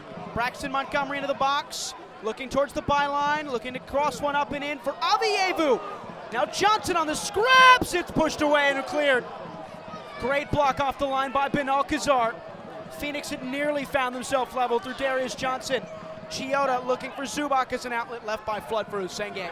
Good move from Phoenix. So close there from DJ. He was just inches away from sneaking that one on the far post, but Orange County gets a little lucky, and now Phoenix, they can sort of grab the rope back. This is their chance to knock the door back open in terms of them. Get it back level. You have 10 minutes to do so. Flood. Usenge, nowhere to go but backward. This fine block that Orange County has put on display in this first half. Emmers is getting more and more minutes for Phoenix the last couple of weeks. Quayshow, Flood, Avievu, Flood. Good rhythm from Rising, but it's a rhythm that has led them into their own box with Rakovsky. Left side, touchline, Quayshow. Avievu so deep between the center backs. Is the creative playmaker. Usenge looking for options, wide for Montgomery. That's Pierce Rizzo all the way out on that far side touchline. He's stretched all the way out now, playing on the right side. He's not playing through down as a 6, at least for the current moment. It was the fluid motion. Rizzo's gone back into the center of the park. Montgomery has retaken the right back role. Avievu beyond Kelly, he's fouled, and Phoenix finally get one.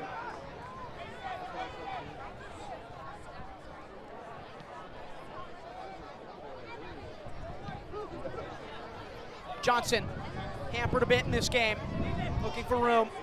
Nowhere to go. Finds Flood.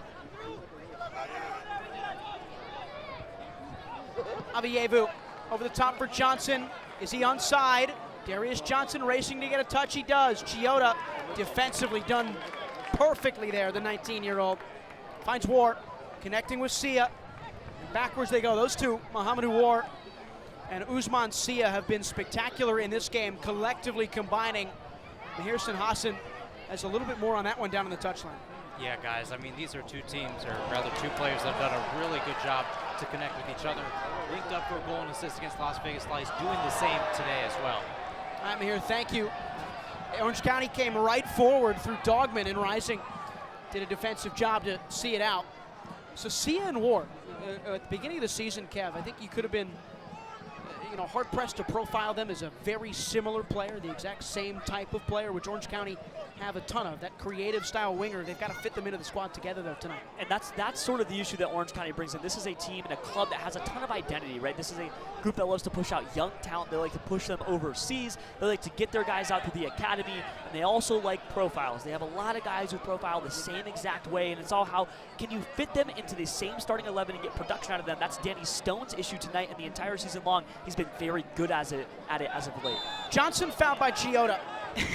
He was very upset about it, visibly leaning back, throwing his arms. He gets one from Stevis in a dangerous area. Rising plays short. Dunbar, Bryce Jamison, War, Sia. Hagart's kind of similar to all of them in some ways. It's a blessing to have, though, if you're a coach that is someone like Danny Stone, who loves options, who loves young players, doing the works.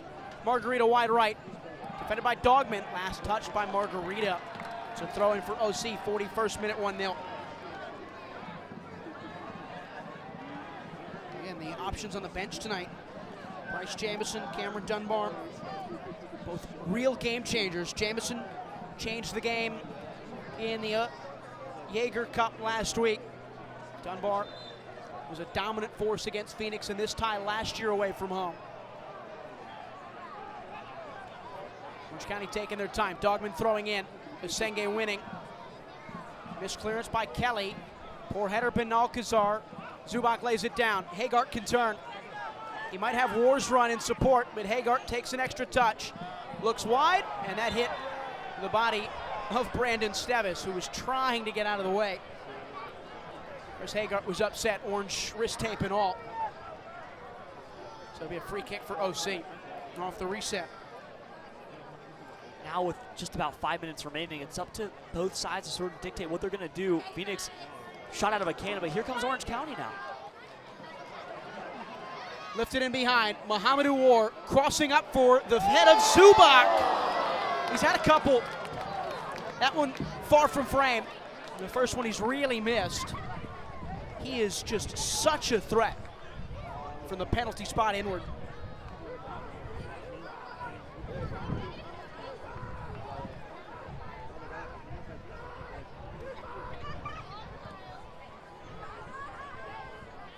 Header by Dogman. Second ball, Hagart for Orange County. They possess Middle Park. 43rd, Stephen Kelly. Taken to ground by Margarita. Advantage played by the referees. Kelly all the way back into the feet of Colin Shuttler. Ben Alcazar in behind for Zubac, who is checking in. Flood will be the man on the ball for Phoenix Rising.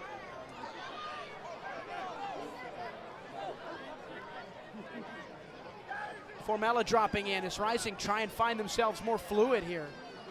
This is the number 9. I feel like they've been super fluid shape-wise this entire game. I haven't looked at them for the first 45 and went, yeah, I need to get these guys to sort of switch around a little bit more. I mean, Pierce Rizzo's played as far up as basically the striker, and Aviebu's dropped back as far as the center back, and Formella's been left, right, center, and up top. I mean, these guys are moving around, they're flowing, but flowing doesn't matter if there's no actual connection on the grass itself, and it feels like they've lacked that so far in the first half of this game, but they can find it back. This is a team that's had it before. Can they get it now? Senge over the top. Margarita touch towards the line. He keeps it in play. Right side, heels are in chalk. Margarita defended by 3, dancing beyond 2, taking it ground, no foul. Margarita may have just fouled Hagart. He did. So free kick for Orange County. In their own box, too. I mean, this is just sort of the story of the first 44. I mean, Shuttler will take this long walk out to the spot. Everybody's going to get ushered forward. More tempo control for Orange County, more possession for Orange County, more time spent in the defensive half for Phoenix Rising, and not enough time trying to crack the code that is this mid to high block of Orange County. You can go back to the game last year as well with Gerald Margarita at this stadium against this opponent. Remember, he had that very chaotic challenge right towards halftime where he was served a very harsh yellow card. That's to say, harsh on Orange County's favor. Could have Everybody very was angry. easily been a red card. It was a late challenge. He tripped a player just like that. So Stevis in a maybe lighter game, letting him get away with that in terms of the intensity. 45th minute, stoppage time approaching. Emmers a touch for Phoenix on the right side. Good sliding challenge from Usman Sia. Didn't know if we'd see the day where two guys wearing 80 numbers start in the same 11, at least for a little bit, between Emmers and Pierce Rizzo, but you sort of lose them in the numbers. You got 88 and 80, and it's at times, man, it's tough. Montgomery clipping inward. Backward he goes for Flood. Fourth official to the sky, 1 minute of stoppage time, so not much in his first 45 left to go. Quayshow couldn't find the feet of Johnson. Partita sweeping. Brewitt. Could Orange County have one more say in this first half and score 2 before we hit the 45? Ward touched backward. 20 seconds over. Chioda, Partita, Brewitt, and Shetler. Man, Formella has been on the horse on this press. He is so dominant when he's chasing the ball. It's up to everybody else behind him to support this. His press has been likely the brightest spot in defense so far through the first 45. Rizzo couldn't get it. Partita handled it. That's why. Free kick Phoenix. Do they have one more chance? They're told to go backward, and I think Rising will play short and dump. They do. Flood. Quayshow in behind Johnson. Is that going to stick up for DJ? No. That's probably the first half. 1, 2, whistles. They come from Brandon Stavis, and it's a lone goal.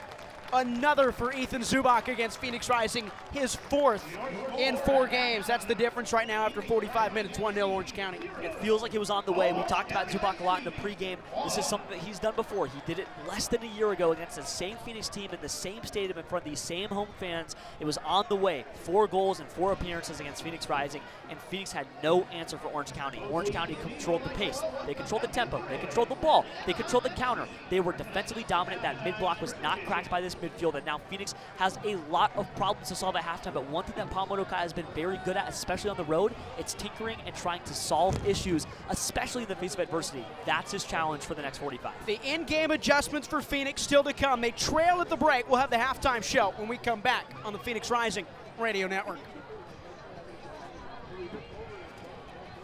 Suzuchukwu's in. Arteaga! You're listening to Rising Radio, home of the 2023 USL champions. Bliss and a burst of red smoke. Phoenix Rising, our home. Welcome to 38th and Washington. Stick around for more as our broadcast continues.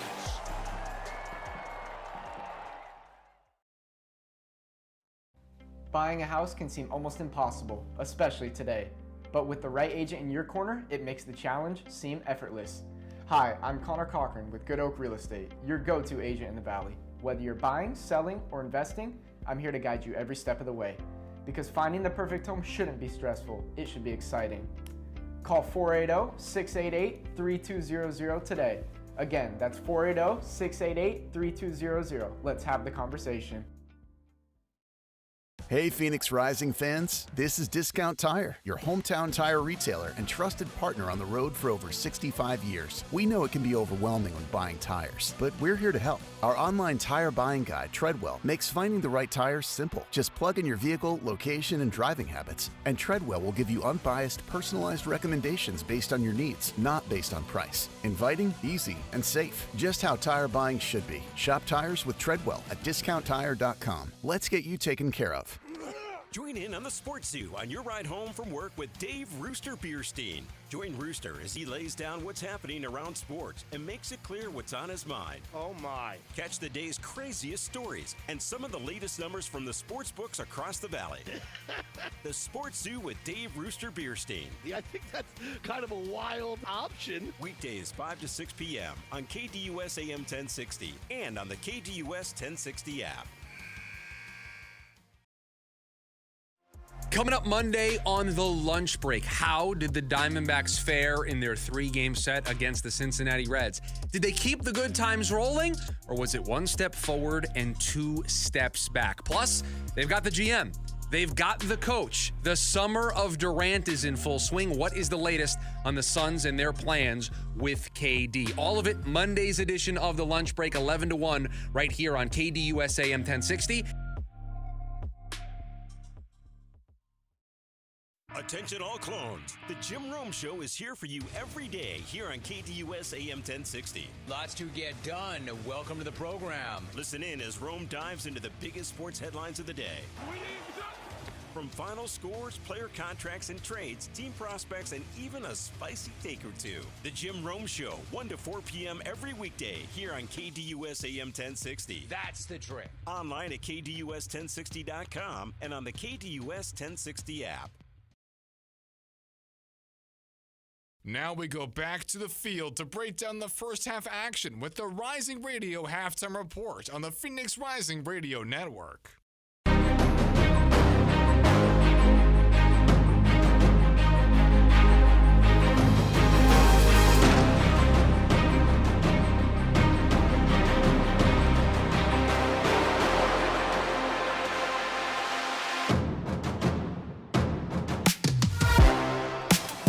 So welcome back to Irvine. It's 1-0 to the hosts here after 45 minutes from Championship Soccer Stadium. Ryan Sikora, Kevin Cardez. We'll start though with Mahir Sinhasan, who's got the side leading right now. Mahir, it's been a very good display from Danny Stone's men. It definitely has, Ryan. Again, this is a side midfield-wise that has done really well to pressure Phoenix Rising and really split up into duos. I was talking about Sia and War in the first half. Chris Hagar doing a really good job with Ethan Zubak, who scored the opening goal in this one. And Hagar likes to really play off a bunch of players to create those duos. He did it with Ryan Dogman earlier this season. Overall, the midfield is playing very free in this first half, and it's helping Orange County immensely. All right, Mahir, thank you so much. As we think about this one, we'll flip over to the Phoenix side.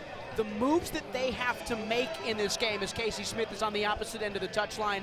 Pamadou Khan's the man who's got to think about stuff here, Case.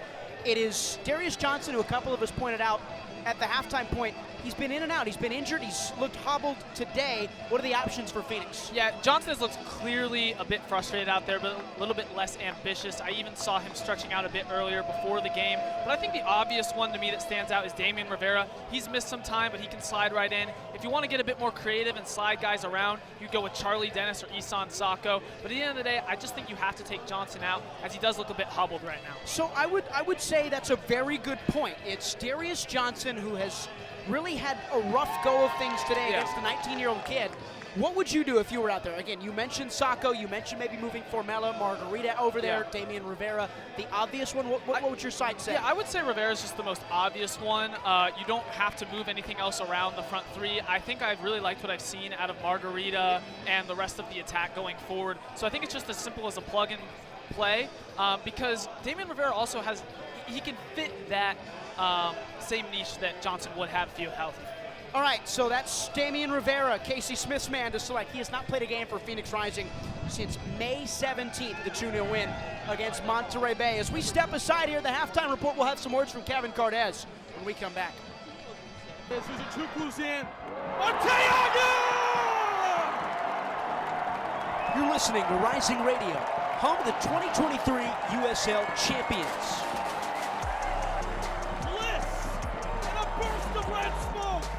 Phoenix Rising, our home. Welcome to 38th and Washington. Stick around for more as our broadcast continues.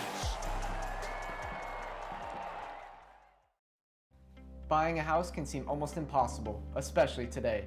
But with the right agent in your corner, it makes the challenge seem effortless. Hi, I'm Connor Cochran with Good Oak Real Estate, your go-to agent in the Valley. Whether you're buying, selling, or investing, I'm here to guide you every step of the way.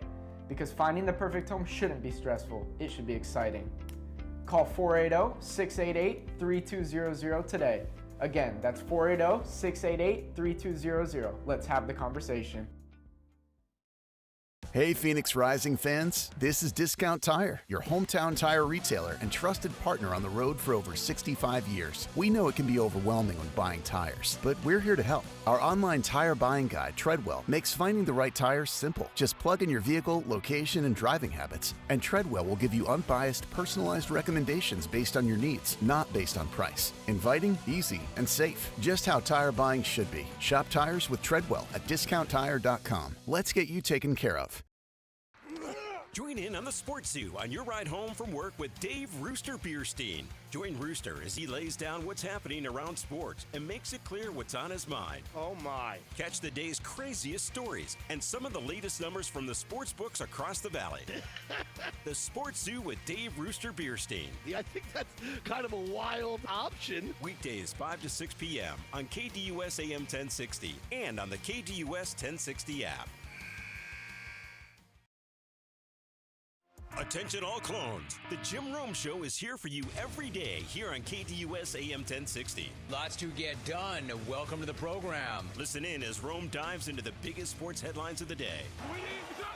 From final scores, player contracts and trades, team prospects, and even a spicy take or two. The Jim Rome Show, 1 to 4 p.m. every weekday here on KDUS AM 1060. That's the trick. Online at KDUS1060.com and on the KDUS 1060 app. James Out West, your home for sports down here in the desert. Join James and Pat the Stat Guy as they recap the weekend and dive deep into the numbers for the NFL, NBA, college sports, and more. That's 5 seasons of 1,200 yards. Player stats, team numbers, and contracts are just the start of the discussion for James and Pat. He started 815 career games. He threw 749 complete games. There's no hiding when it comes to stats. It's James Out West every Monday night from 7 to 8 p.m. right here on KDUS AM 1060 and on the KDUS 1060 app. You're listening to the Rising Radio Halftime Report on the Phoenix Rising Radio Network.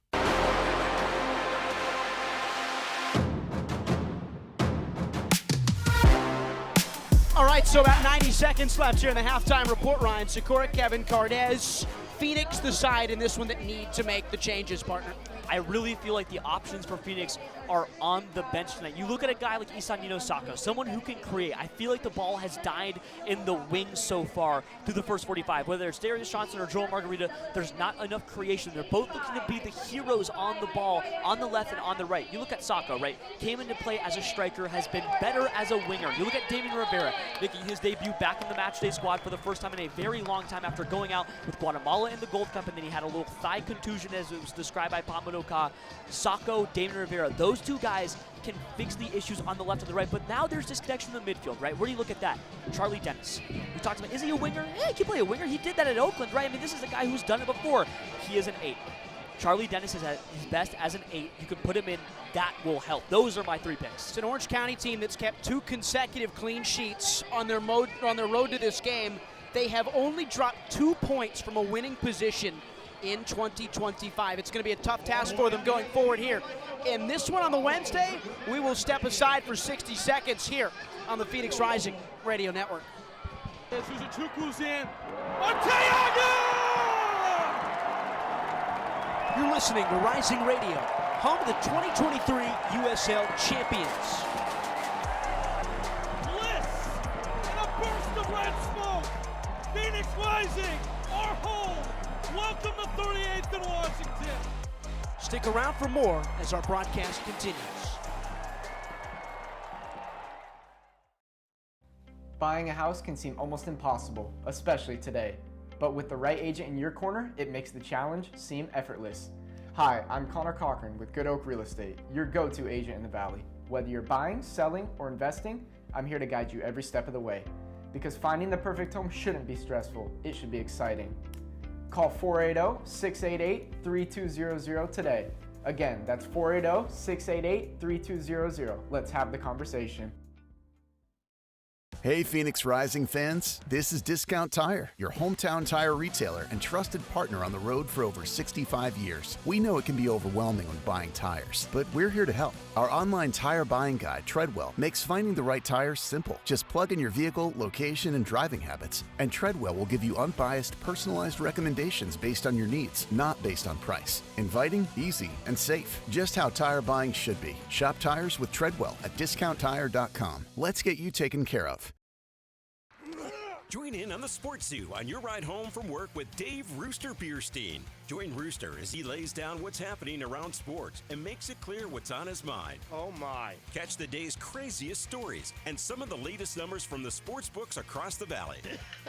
The Sports Zoo with Dave Rooster Bierstein. Yeah, I think that's kind of a wild option. Weekdays 5 to 6 p.m. on KDUS AM 1060 and on the KDUS 1060 app. Let's get into the action. Phoenix Rising Soccer, live now on the Phoenix Rising Radio Network.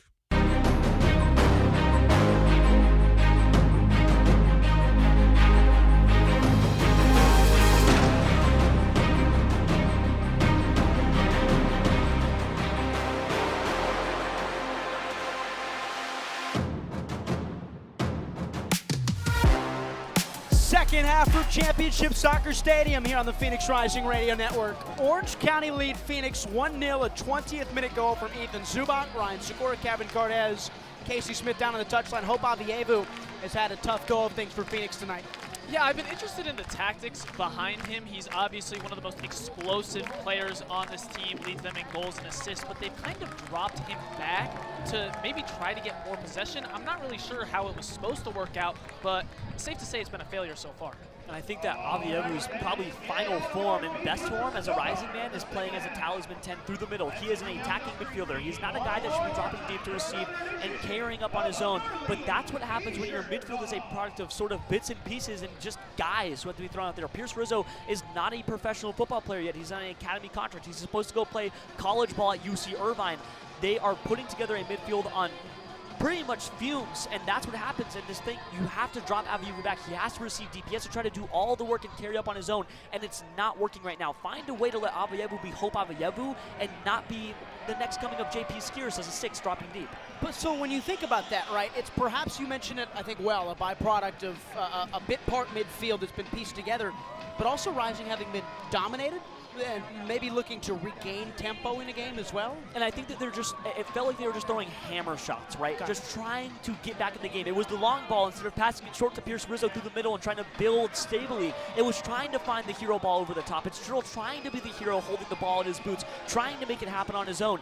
Everybody's trying to do it on their own. If everybody's trying to do it together, they will figure it out. That needs to be the shift, and everybody doing it together will allow Avievu to drift up naturally and be that attacking midfield 10 that he's been all year long, because he is an all-league 10. He is not an all-league 6, and he's not an all-league 8. Let him be a 10. So the second half is going to get set. Orange County have retaken a little late. No changes for the County boys at 45 minutes. None for Phoenix Rising as well. The black and the orange painting a picture in the sky and on the pitch tonight here from Irvine. Second half starts as Orange County SC begin the second half and go backward to Colin Shuttler, who lifts it long for the head of Zubak, won by Quayshow, corralled by the left back, and he lifts in behind for no run as Brewitt sends one skyward. Rizzo, Asenge, Emmers, Rizzo, and Avievu, the midfield, collecting themselves as Avievu splits beyond and wins a free kick just inside the attacking half. Kevin Cortez, first 15 minutes for Phoenix Rising, try and reestablish their footing in this game, make halftime adjustments, which is what this coaching staff is so good at. I feel like I often lie on the shoot out of a cannon, come out on fire, try to get that response early.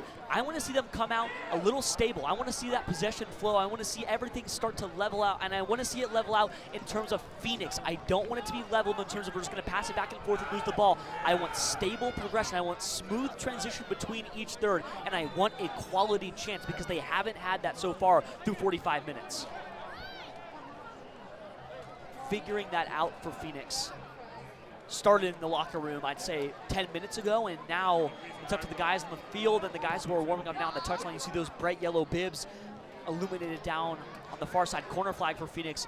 These are the guys now. The tools are on the field and getting ready to enter the pitch. Can they figure it out? Can they solve the puzzle? Because right now, Orange County has been incredibly hard to crack through 46 minutes and change.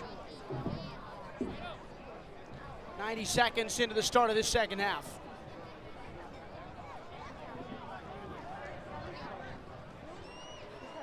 On throw OC, they've got it. Senge nodding down, Flood. Second ball won by Kelly. Senge waving off the helpful pressure of Montgomery as he runs to the touchline. Acela Senge, he's only able to clear it out. Orange County have a throw. And that frustrates Braxton Montgomery because he was the outlet there. That's a pressure valve for Acela Senge to relieve that pressure of the 9 just bearing down on you. You can relieve that. You can pass the short ball to Braxton and let the shape take hold. Instead, we're trying to be heroic. This is the issue that plagged the first 45. Ball went out of touch. Last touched off a Phoenix Rising player. No, he changes his mind to Stevis. Perhaps the classic referee, I forgot which way each team is going. Emmers turning. Montgomery finding.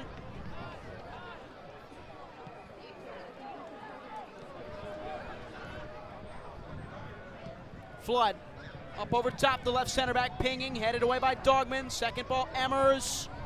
Emmers into the box, Emmers clipping up, and he has won a corner kick for Phoenix Rising. 3 minutes into the second half, first set piece for Phoenix to really serve in of danger. And this is the agency that Phoenix needs to take now. You see Quayshaw make the long walk over to the corner. It's his chance to sort of set the tempo and take the pace. This is a chance for Phoenix. This is the opportunity. Emil Quayshaw stands in front of the supporters section in Gnarlyville, looking to leap one in for Phoenix. Left-footed ball will swing in towards the frame of Shetler. Quayshaw serving, not past the first defender. Cleared all the way out for Aviyevu to touchdown. Backward he goes for Rakovsky. Big Pat clipping on his left. Wanting Johnson nowhere near. And Chioda will swarm to keep it in play. Regain possession for the home side tonight, who lead 1-0. 20th minute. Ethan Zubak scores the goal a little under 30 minutes ago, I should say. Senge sweeping, doing well. Handing it off to Quayshaw and back for Usela Senge. First start for him since the Oakland game that he left a little bit early in that Rising 2-1 come from behind win, where they just survived at the stretch end. Colin Smith and Ryan Flood were center backs. Flood still a center back tonight for what it's worth. Aviyevu. Formelis checking in. Aviyevu's looked long, wants the run of Margarita, who challenges well. No runners with him as Ben Alcazar gets the second offering. Shuttler, feet of Dogman. OC's left back, supported by Kelly. Pushed high into the air for Zubak to chase. He flicks it backward. Dogman, Hagar, Kelly, Zubak, Hagar. That's good stuff. Look at the triangles there from Orange County, now finding those picks and pockets and holding the ball. It's that smooth possession that they've controlled in and out of the game. Even when the ropes have slowly shifted towards Phoenix, they pulled it back by just slowing the game down, triangulating, at times making diamonds, but all of those beautiful shapes have turned into beautiful possession and a beautiful 51 minutes so far for Orange County. Something they've been so much better at the last couple of weeks. Hagar switching play for Dogman. Right to left they go. 51st. Dogman running at Montgomery. Braxton Montgomery blocks away. And the inward service yields to a throw for OC. That's good work there from Montgomery, who's been much better tracking back on that back foot so far. He got caught ball watching a few times in the first, I'd say, 20-25 minutes, and now he's been much more stable and stern, especially in the run of play. And that comes after a couple of games where Braxton Montgomery surely been at his worst in a Phoenix Rising shirt. Oakland and El Paso subbed off near and around halftime. Ball in behind. Chasing is Quayshaw. War is running with him. And there's no foul as Emil Quayshaw brought Muhammadu War to ground. Goal kick for Phoenix Rising. Sort of get away with one there, but that's just sort of the elite defending that Quayshaw has in his arsenal. This is a guy who has sort of struggled to man mark on that back post a few times here in 2025, but he shows those flashes where it's just a strong guy. Guys just don't do that at this level. That beautiful shield, that's exactly what Phoenix wants to come out from the left back spot. Montgomery misses. It was a ball over the top for Margarita, touched by Formella, cleared by Brewitt. And all the way back to the right back, Braxton Montgomery, who could not corral it off his chest to throw it in the attacking half. Left side, Orange County.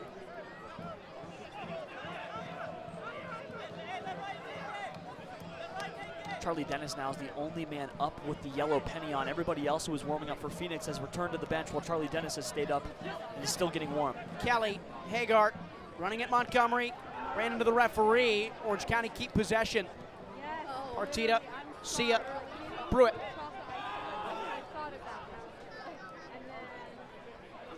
Sia skipping a line for Hagar. Really well done by OC. This is good stuff. Wide it goes for War. Right side, Muhammadu War in the attacking third. Zubak supporting. Back for War, cut off by Quayshaw. Johnson, Aviyevu, deep, foul. Partita pushed him. Free kick Phoenix in their own box. Still 1-0, Kevin Cardez. And Rising are looking for those game changers, as you mentioned, Charlie Dennis. I think that's Potmar Boy now up as well. They went and got instruction from Palmadoka for just a moment on the far side of the bench, and now it's up to them. Margarita pushing between the legs of Dogman, lost out on the defensive effort of Ryan Dogman, the Norwegian. Partita directing traffic. Shuttler in his own 6. Spots Ben Alcazar, the center back, roaming, whipping. Dogman, left side, finds the feet of Hagart, missed his chance. Second ball, Avievu. Phoenix could foray, but they won't. They'll settle. Rizzo and Quayshow. Darius Johnson, a slow first half, racing 1v1 with Chioda, getting to the byline. Johnson clipping in, back across, cleared away. Corner kick. Good stuff from DJ to drive towards the byline, put a firm ball in. Orange County deal with it in the end, another corner for Rising. Another chance here for something to be manufactured for Phoenix. They haven't had that quality chance. I mean, that strike from Darius Johnson in the 35-minute range for Phoenix was as good as it's gotten so far through 54. Now these corners get even more important. These are set, stable opportunities to get something done. Swarkowski makes the long walk over to Coach Palmadoka as well. Will be swung in by Avievu's right foot in front of the supporters section. One right arm to the sky from Hulp Avievu. Well served, up and in, and Shuttler makes a brave catch inside his penalty area. Darius Johnson was raging toward the ball. That is a brave catch and also the right call to make, because Darius Johnson was left absolutely free on the back post. And if he would have gotten a forehead of that, it would have been level 1-1 here on Irvine. Also, I'm going to check that it's not Potmar Boy, I don't think, who's warming up now on that far side touchline. I think it's Isan Nino Sako who's gotten up and warm. Quayshow winning.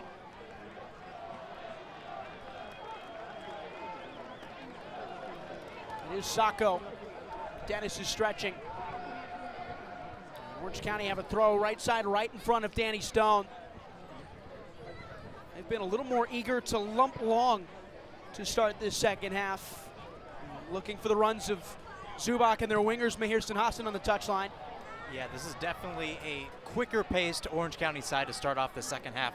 Still playing balls over the top, but they want to do it a little bit more urgently than the first half. Try to pin Phoenix back and try to put some pressure on the visitors' side to start the second half. All right, thanks, Mahir. So that's something to think about when you look at it. Orange County looking to invite Rising, maybe go long and get their athletic wingers on the break. I mean, and it's worked. They've gotten those sort of break opportunities. It's just about breaking even for Orange County. Is that gamble that you're going to take worth it? Especially because that when Phoenix has won the ball back, at least in games before this one, they have been potent on the counterattack. That's where they've generated chances, opportunities, and most importantly, goals as well. You win that back on a long ball, there's a chance you could get scored on. Flood heads it forward over the touchline. Another throw in for the home side. After a third consecutive win, one in the Jaeger Cup, 2 in the championship. Quayshow, Johnson pushed backward, looking to race forward. He's done well. He's taken the ground. It's good stuff from DJ. Free kick for Phoenix. Mentioned it just at the tail end of halftime, by the way, Kevin.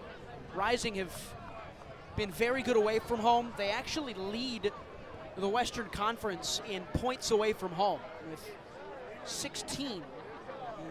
Orange County are the best team in the Western Conference at home with 16 points to their name. So a battle of the bests here that will certainly have some interest in the final 34 minutes and change. Free kick for Rising. Avievu, Quayshow, they stand over it. Everybody marked at the top of the box. Hope Avievu will serve. It's flicked on by Formella. Second chance for Flood. Teed back up Formella. Wide for Margarita. Shooting, striking, blocked. Back for Avievu. Looking wide for Margarita. Taken off the ball. Avievu wins it back. Quayshow navigates well. Looking wide for Gerald Margarita on the left. Running 1v1, supported by Avievu. Margarita gets his way beyond. Clipping up back post. Johnson couldn't find it. It was overhit and cleared by Zubak. As Phoenix await the final instructions and opportunities for their number 9, Isan Sako, who will come in and look to change this game, partner. Yeah, Sacco is sort of going to be one of those turning points in this game. We know what he can provide. He can score a goal. He can create goals for others. I'm interested to see who he comes in for. Do you replace Formella and let him run upside as the 9? Maybe Darius Johnson leads the line. He's played the 9 at times this season with Sacco on the wing. Phoenix coming forward. Johnson looking for space on the right side. The wingers have swapped for Rising. Hagart wins it back deep for Orange County. Steps on the ball. Pressured by Emmers. Back for Partita. Left-footed ball, ground for Kelly. First time, Zubak. Holding up is the number 9, Hagart. Backward, Brewitt. Rising could press here. Brewitt skipping. Sia turning. Rizzo did very well. Avievu couldn't grab it. And Orange County have the space with Dogman. 58th minute, 1-0. OC arriving in the box. Zubak crossing. Zubak finds Ryan Dogman! 2-0 Orange County. Struck to the far post. A clinical counter once again by Danny Stoneside. And just as they did a year ago in this stadium, they lead Phoenix Rising on a midweek 2-0. Unfortunately, Pierce Rizzo just couldn't get back fast enough. He was tracking, he was running as pretty much fast as he could, it looked like, but he lost his man and suddenly unmarked center of the box. Easy second goal for Orange County. Clinical for them. It's unfortunate for Phoenix, and it's been the story of the night all night long as finally reinforcements come on the way for Phoenix and Orange County as well as you look towards the touchline. Sion Emmers will come out of this game. Now 2-0 down is Phoenix Rising. The weaker foot of Ryan Dogman strikes the twine on the back of the net. It is his 3rd goal and his 5th goal involvement of the year, which for a left back is pretty darn dandy. Koa Santos will come into this game for Nicola Chioda. Sacco is on, Margarita, and Johnson stay, as does Formella. So the midfield looks a little bit different now with Emmers exiting. I think Formella is going to play through as the 10 now. I believe Bryce Jamison has entered for Mohamedou War for Orange County as well. We'll see what this experiment is for Pamadou Ka. Formella playing wide, Quayshow. Next 10 minutes are really important for Phoenix Rising to get themselves back in this game. Johnson racing toward the box on the left side, ran into trouble and missed out. Goal kick, Orange County. I wish I could tell you what happened down there, but the pyro is going so crazy you can't see anything in the orange smoke. You mentioned it, these 10 minutes, the most important 10 minutes in a long time for Phoenix. This is where you can establish yourself. You get one back quick here, this game is very, very attainable. You don't get one back here in the next 10 or 15, you're looking at a very, very intense and tightly played final 20 or 15. That's tough to get out of. It starts with now Sacco. It ends with whoever puts the ball in the back of the net. Montgomery wins it high for Rising. Formella looking for space, wide for Braxton Montgomery. Just past the hour mark, a 2-0 lead. A goal in each half from Orange County at home tonight. Rizzo, Formella, back for Avievu, wide for Johnson, cut off by Santos, kept by Quayshow for Phoenix in black. It's been their funeral so far tonight. Really has. I mean, this block for Orange County has been so tidy, and they are controlling every space. There's no room to make a run right now, especially through the center of the park. You think Isan Sacco would be good for that. Probably his best skill is finding the gaps, the movement. And also finding the offside flags. That's what he needs to be careful. He needs to stay onside and release at the right time, because if they get a quality chance and it's snuffed out by an offsides, they are going to kick themselves for it. Here comes Orange County. Sia racing wide right. Jamison will run. He scored last week. Bryce Jamison into the box! Oh, I thought it went in, but it went wide of the first post. That's what Bryce Jamison can do. A superstar in SoCal the last couple of years who earned the move to Major League Soccer this offseason. Was loaned back out to Orange County. He nearly bridged the gap and put this one away. Just has one of those rocket legs, man. It's natural talent. It's inherited talent. It's one that he's had since he was born. You know that. The legs on Bryce Jamison are special. He's going to be an awesome MLS player in a year, but now he's Orange County's man. Comes off the bench to be the spark plug for a Danny Stone-led side that is surely finding some rhythm, as many thought they would earlier this year. Tipped to be a top 3 team in the Western Conference in the preseason, just based on all the talent they have. Ryan McKinnon was added, he's hurt, and they've got so much more beyond that. Asenge. Montgomery flicked through. Margarita kept well by Benalcazar. Kelly clearing. Overhit for Hagar.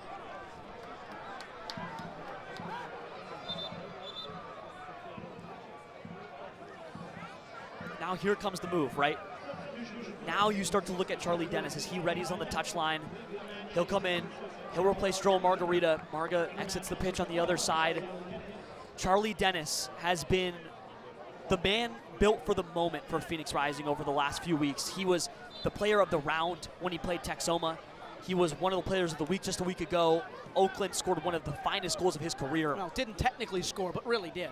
Really did. Oh, no, Oakland he scored. Oakland El Paso's where he El did. Paso, I mean, that should have been a worldie for him, but that Oakland goal was beautiful. He is now the piece. So I ask you this, though. He comes in as a natural midfielder at times, but he can't play off the right where they've had Darius Formella as a winger, but they've dropped him into the midfield the last couple minutes. Does Dennis come in and you move Formella back to the front line, or is Charlie Dennis a right winger now in the 64th minute? Phoenix have a throw on the attacking third. I think that you need to move Formella back out to the wing. That is where he should probably be playing because Charlie Dennis is better in the midfield. It's sort of a addition by addition. Hagar over the top for the goal scorer. Dogman racing 1v1 with Asenge. Dogman squaring for Sia. Good first touch. Better second touch. Usman Sia right at the chest of Rakowski, who stops it. It was so well done for the tricky 8. And Phoenix on the counter with Dennis. And Formella leaves it be. Running into the middle of the park is Darius Formella.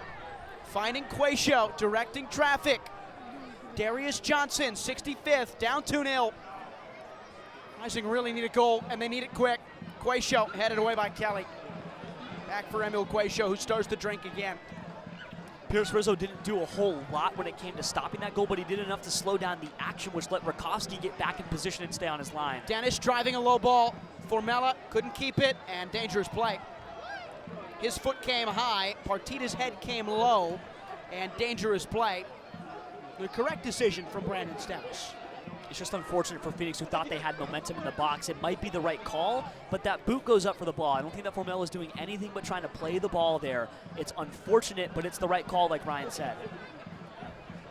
Shuttler will take.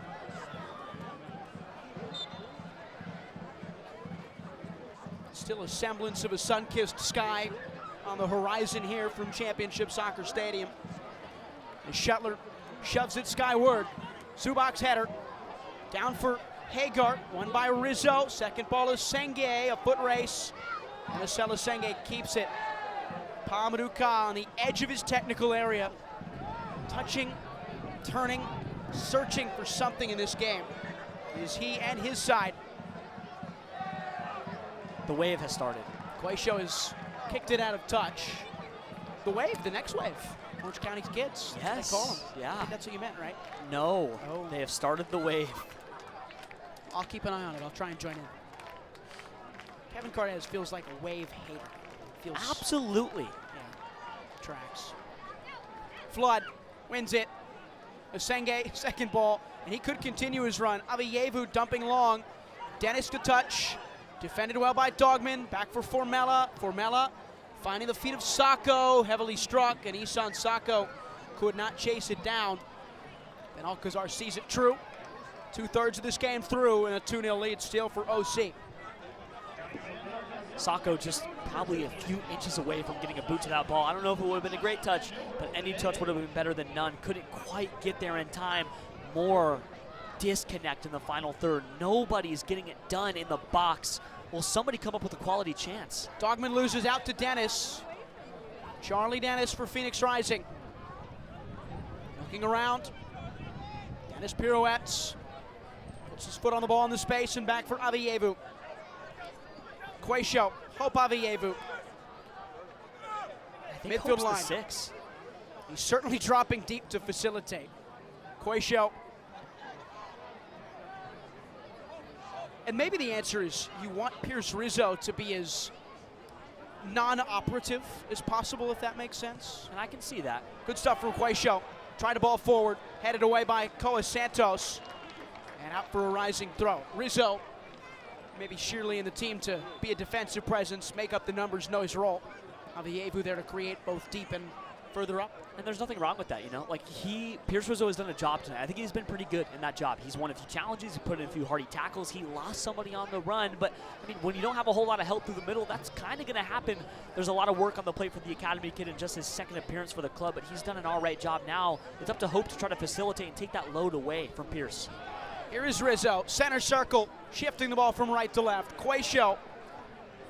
Now Darius Johnson. Running 1v1 with the substitute Santos. DJ clipping up and in for Sacco!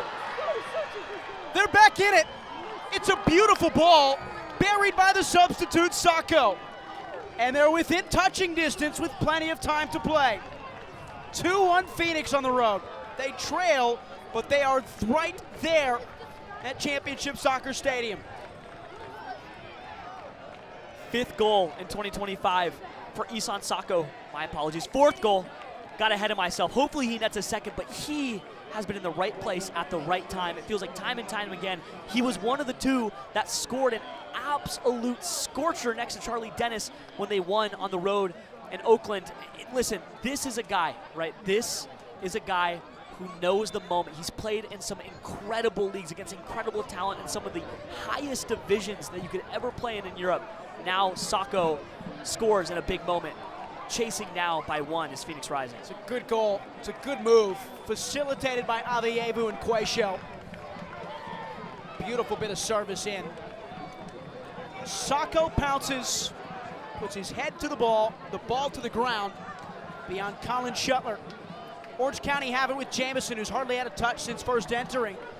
Bryce Jamison loses out. Good challenge by Quayshow. Throw in Orange County, attacking third right side. And they did it in the 10-minute window that we gave them, Ryan. Quality control gets a big win. Just barely. Just barely. Thrown in front of the juice box for the right back Santos. He's got a long one to his name. Zubak misses the header. Formella pushes it down. Montgomery can chase it. Dennis will run toward it. A foot race between he and Dogman. And Charlie Dennis, well shielded by Ryan Dogman in the end. It's class as he plays quickly for Ben Alcazar. That's just a class shield there. Charlie Dennis did everything in his power but couldn't quite get around just a wall of a body there. Very, very timely from Dogman.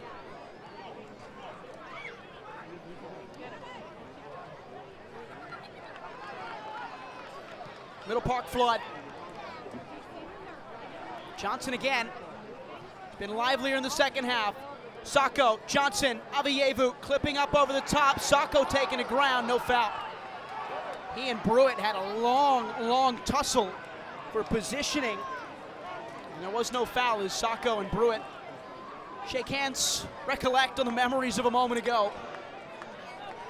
And I think that's really unfortunate for Sacco because he got shoved to ground. I know it's on the edge of the box, and that's where things sort of get, very, very honed in. And you don't want to be the guy that awards a poor pen, but that was just so tough for Sacco. Senge fouls Zubak in the middle of the park.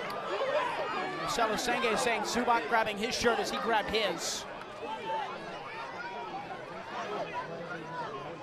Free kick Orange County. Again, worth noting, and for what it's worth on my professional opinion, which you may take as you wish, but it has been a good game from Brandon Stevis, who did send off 2 rising players earlier this year in a game, as Gnarly has made his way over towards us. We mentioned special correspondent Devin Henderson earlier in this broadcast. It is his job to get the photo with Gnarly. He is racing to do so now. Orange County have possession. Middle Park, Sia. So much space for Dogman. Ryan Dogman has to go backward. That was great recovery from Phoenix, man. Everybody got back. That's the intensity and energy that they need to do. They need to all shuttle back at once because they shut off everything for Dogman there together. Hagar, wide right. Jamison just outside the box. Here's Bryce Jamison striking! That boy is special. That's his weaker foot. Placed into the bottom corner. Rakowski got a hand to it, but it was just really out of his mega reach. Second goal in as many games for the booming Bryce Jamison on the right wing. 3-1 OC. Back to square one for Phoenix.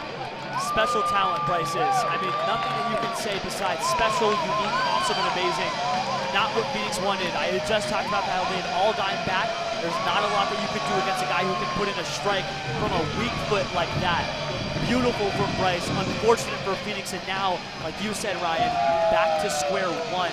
Chasing by 2, 17 minutes in the tank. What do you have left of yours for Phoenix Rising? They've done this plenty of times this year for what it's worth. Phoenix Rising down a couple of goals, finding a way to get a result. Little over a quarter of an hour to play.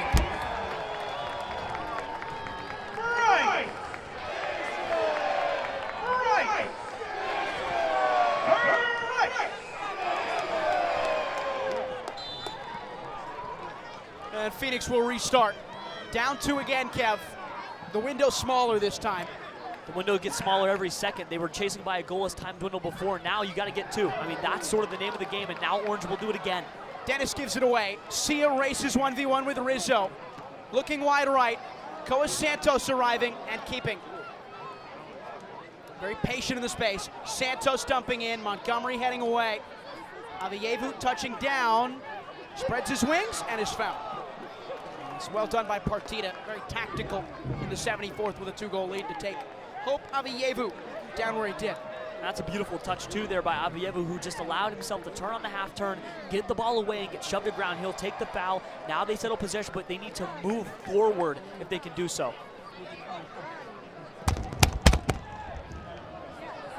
Gnarly just got our mic. Bit rude in it. I mean, he hit that thing right on the nail. It's good aim. Flood has it.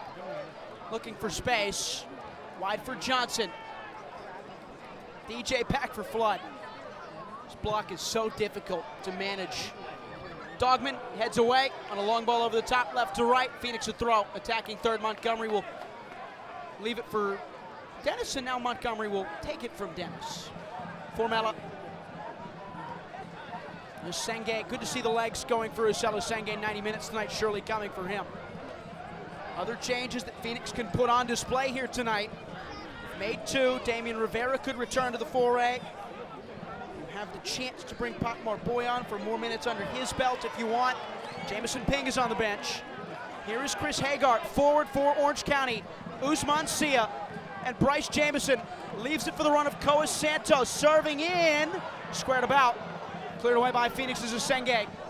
Dennis racing and running a ball along the ground for Sacco to chase it. But Nalcazar does a great job shoving into Rosette.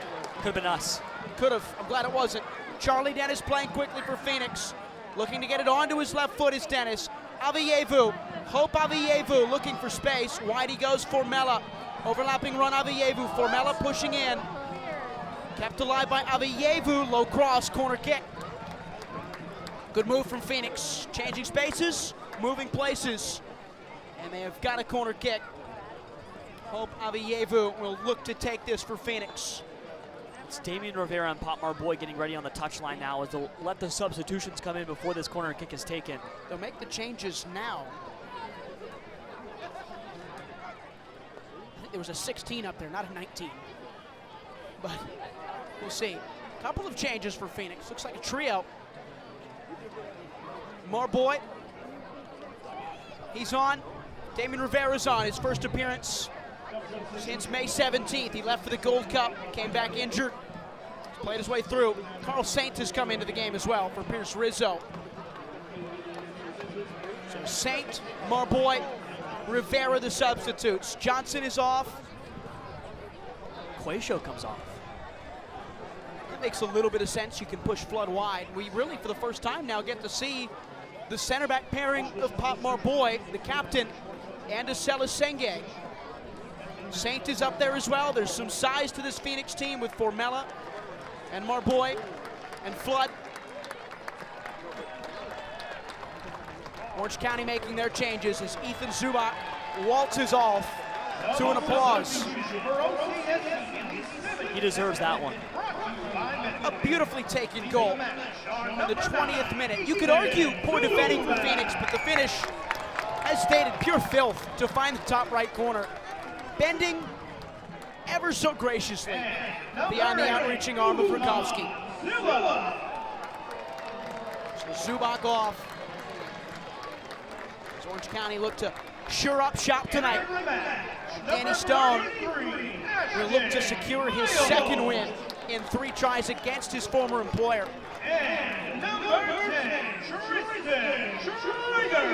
Tristan Traeger's into the game, the number 10 for Orange County. He's dealt with injuries in his own right this year. These two teams, so similar. The 2 youngest teams in the league, both in the top 3 when you adjust youth for minutes played. They've both dealt with so much absence at times. Dennis will take, it's delivered well, it's punched away by Shuttler. Dennis will keep it again and serve again, and it's blocked away. Well done by one of the substitutes into this game for Orange County. I believe it's Gumaresh. Dennis's service, flicked by Formella, finding Sacco, he could not find the finish. Formella flicked it on. A first touch from Sacco was great inside the 6-yard box, but his shot was snuffed wide. It's still 3-1 in the 79th minute. And that's perfection from Formella. You can't ask for anything more on the money, on a dime from Formella. Serves the ball right to Sacco. Sacco gets, like you said, that perfect first touch in so much traffic, but can't put a quality boot to it, and the ball goes awry. Sneaks outside the left-hand side. Thought that was it. I thought they were back within 1. Instead, still chasing by 2. And now Shuttler can really look towards the clock and make it his best friend.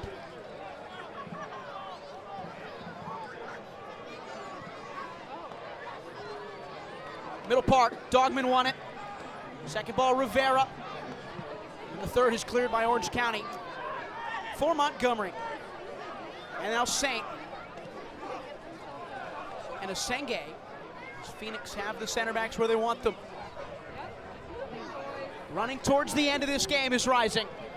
Ball wide left for Flood. Into the channel, Damian Rivera. Snaking beyond toward the byline, trying to win it, and he's given away a throw. Touched off his shin last. Tough in the corner.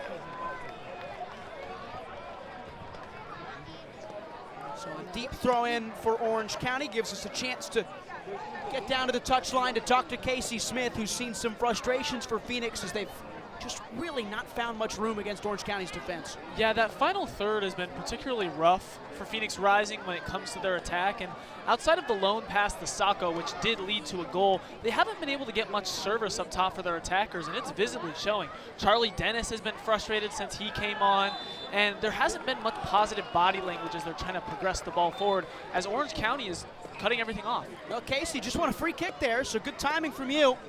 Dennis racing into the box. Or in and around the box, I should say. If he had been in the box, that's a penalty kick. He's won a free kick as the referee Stavis looked to play an advantage. This is a similar spot that Charlie struck from a set piece against El Paso late on. He's been deadly from this portion of the pitch.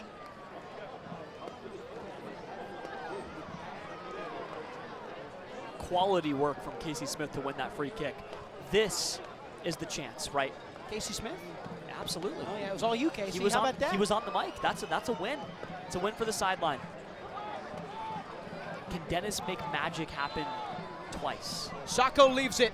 Charlie Dennis strikes into the wall. The tall trees of Orange County's defense blocked another. Montgomery still alive for Phoenix. 81st minute down 3-1. Dennis for Damian Rivera. Damian Rivera looking to run. Lays back along for Charlie Dennis, clipping high, Shuttler watching. Palmar Boy came clattering into him. And now we've got a bust up. Couple of players hit the floor. Marboy, the captain, inside the 6 at the penalty spot. There are select players, I would say 3 for each team staying out of it. No Traeger, no Hagart, and now a late arriving Kelly. Flood, Montgomery, and Dennis standing clear as Shuttler was shoved into by Pop Marboy. Clearly a foul by Phoenix's captain, Kevin. And Orange County lashed out, and Phoenix lashed back out. So you have the primary makings of a melee. 2 years in a row. We've been here 2 years in a row. This has happened. Red card. That's the second time this year Brandon Stevis has sent off Pop Marboy. So Brandon Stevis, you usually only get 2 games as a referee per year with a team. He has now sent Pop Marboy off twice in 2 games. Yeah, they'll appeal that. They will. I think it's probably fair, frankly. He shoves the keeper. He finds a way to start the fight, really. Both with the foul and with the action of the more visible shove. And now rising down 2 goals with 7+ to play. I think it's a little disingenuous to say that Pop Marboy shoved Shuttler. He went up for the ball. That was a shoulder. He went for the ball. You can't hit the goalkeeper when he's got the ball. I know you can't hit the goalkeeper, but to say that he would to start a fight is disingenuous. I'm saying he starts the fight when he shoves the player in the melee. You take Shuttler to ground. He gets shoved, and then he shoves. That's the second guy. Every kid. I think they'll appeal that. I think they'll appeal it. I'm just saying I don't know if they'll be successful with it. That's unfortunate for Phoenix. 7 minutes plus stoppage. Down a man, down 2 goals. Pop Marboy, the captain, sent off again for the second time this year by this referee. The odds are low. Shuttler will restart. He's fine, by the way, as you'd think. He's misplaced the ball, and Dennis has won the header. Saints dropped into the back line. Collected by Dogman for Orange County. Hagart and Partita. Brewitt. Orange County building wide. Dogman's touch. Kelly's placement. In behind for the run of Traeger, defended by Asenge. He's offside. And now Phoenix really have to find a way to score in the next couple of moments.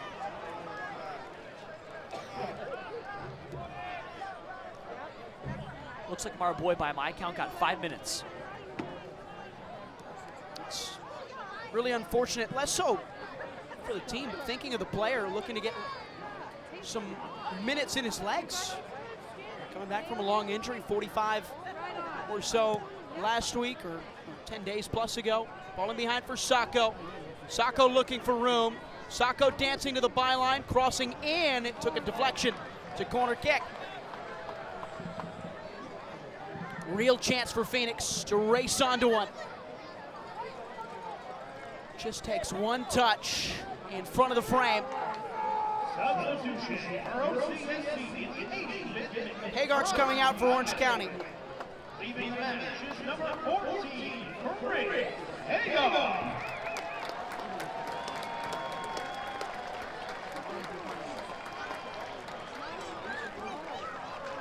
I believe it is the 17-year-old Pedro Guimaraes. Entering the match, number 13, Pedro Guimaraes. That would be correct. Shout out to PA guy. It means so much to me. So the 17-year-old USU 17 international. Guimaraes will come in, a natural left back to close this game out. Dennis will take, he'll swing it in. High to the back post, Shuttler punches poorly. Sacco is racing toward it, he beats Jamison to the ball.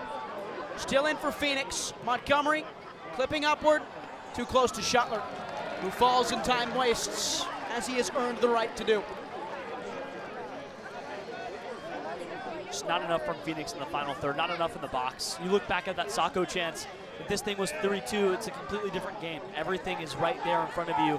They don't convert on, I'd say, a higher quality chance in the cross from Darius Johnson that connected with Sacco's forehead. You've sort of dug yourself into this hole, and with 5 minutes to go, down a man with the red card, you lose your captain to suspension next game. They'll appeal it. No clue if it'll get repealed or not. It's just a rough performance from Phoenix. Shuttler under pressure, clears poorly. Formella's got a chance. It's so well defended in the end by Kevin Partita, another corner kick. Formella took it off his chest, took his time. He really had to. The ball took a long time to get to the ground. And Kevin Partita, as he so well does, so often, sweeps it away. Dennis will serve. In-swinger, left foot, 87th. Charlie looking for runners. Dennis puts a good ball in, headed away. Skyward by Brewitt. Guimaraes in the air again, once again. Montgomery missed the header.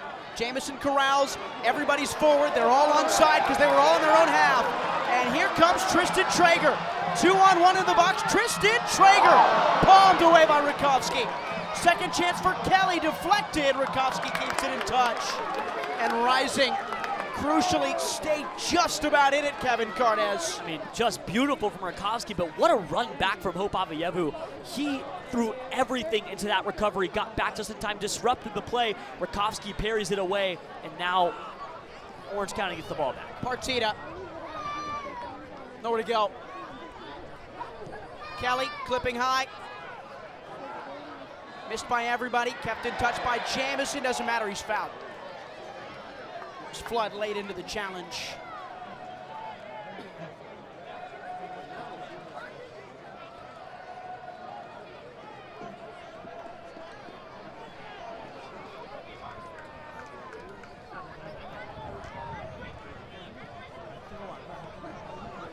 I'd imagine there's at least a few minutes of stoppage time on the way.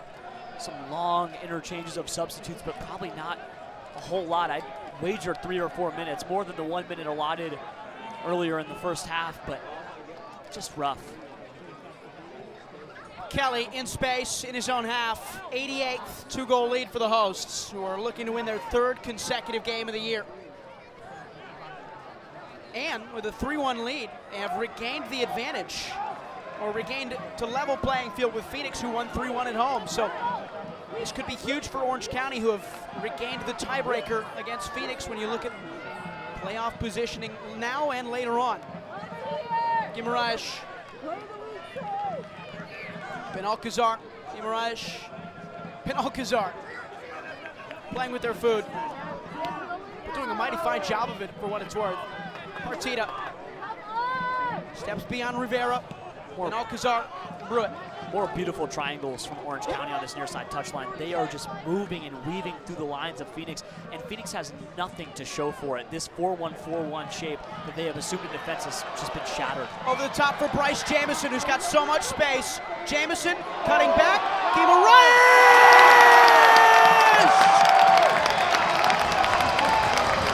A touch of teenage class.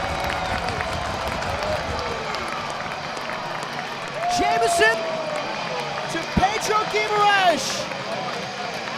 And that's the capper for Orange County, who lead 4-1 at home on Wednesday night. Beautiful move, beautiful ball in behind, and a patient finish to attach to it. Throw your eyes on Birmingham. I mean, this one is over for Phoenix. It is rough. It is critically clinical from Orange County, from Bryce Jamison, from Guimaraes. I mean, that is one academy product to your next academy product. One guy that you've already shoveled to the MLS, another guy who will look to do that as well, a U17 USA Youth International. Receives an assist from a lone man from Colorado Rapids that Orange County sold on their own to Colorado. It doesn't get any more perfect for the model in Orange County. That was OCSC football encapsulated in their 4th goal of the night. We've hit the 90 minutes. I wonder how much further we will go. It'll be 4.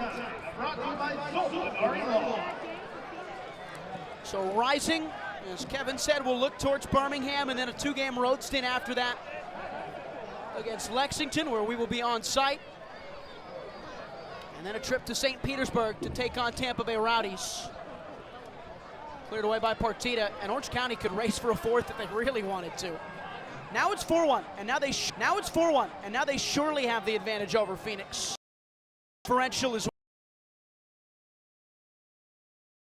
was supposed to be. We thought at the beginning of the season they fell through the dog days of early summer. Good ball into the box. Rising have a chance. Formella shooting poorly, blocked away. Well, I'd argue if this is happening on match week, basically 20, if this is who they're supposed to be, this might be who they are, especially against a good Phoenix Rising team that's still trying to work through their injuries and missing ads and just guys like that. This might be who Orange County is. Ball over the top for Sacco, racing into the 18, cleared away. And for what it's worth, and you have to point it out when the ties are so deep between these two, Danny Stone was the manager of Phoenix Rising a little over a year ago. Here's Avayevu looking for space. Maybe, just maybe, this is what Danny Stone's Phoenix Rising was supposed to look like. Maybe he never got the chance to do so, and I think both sides are better off for it.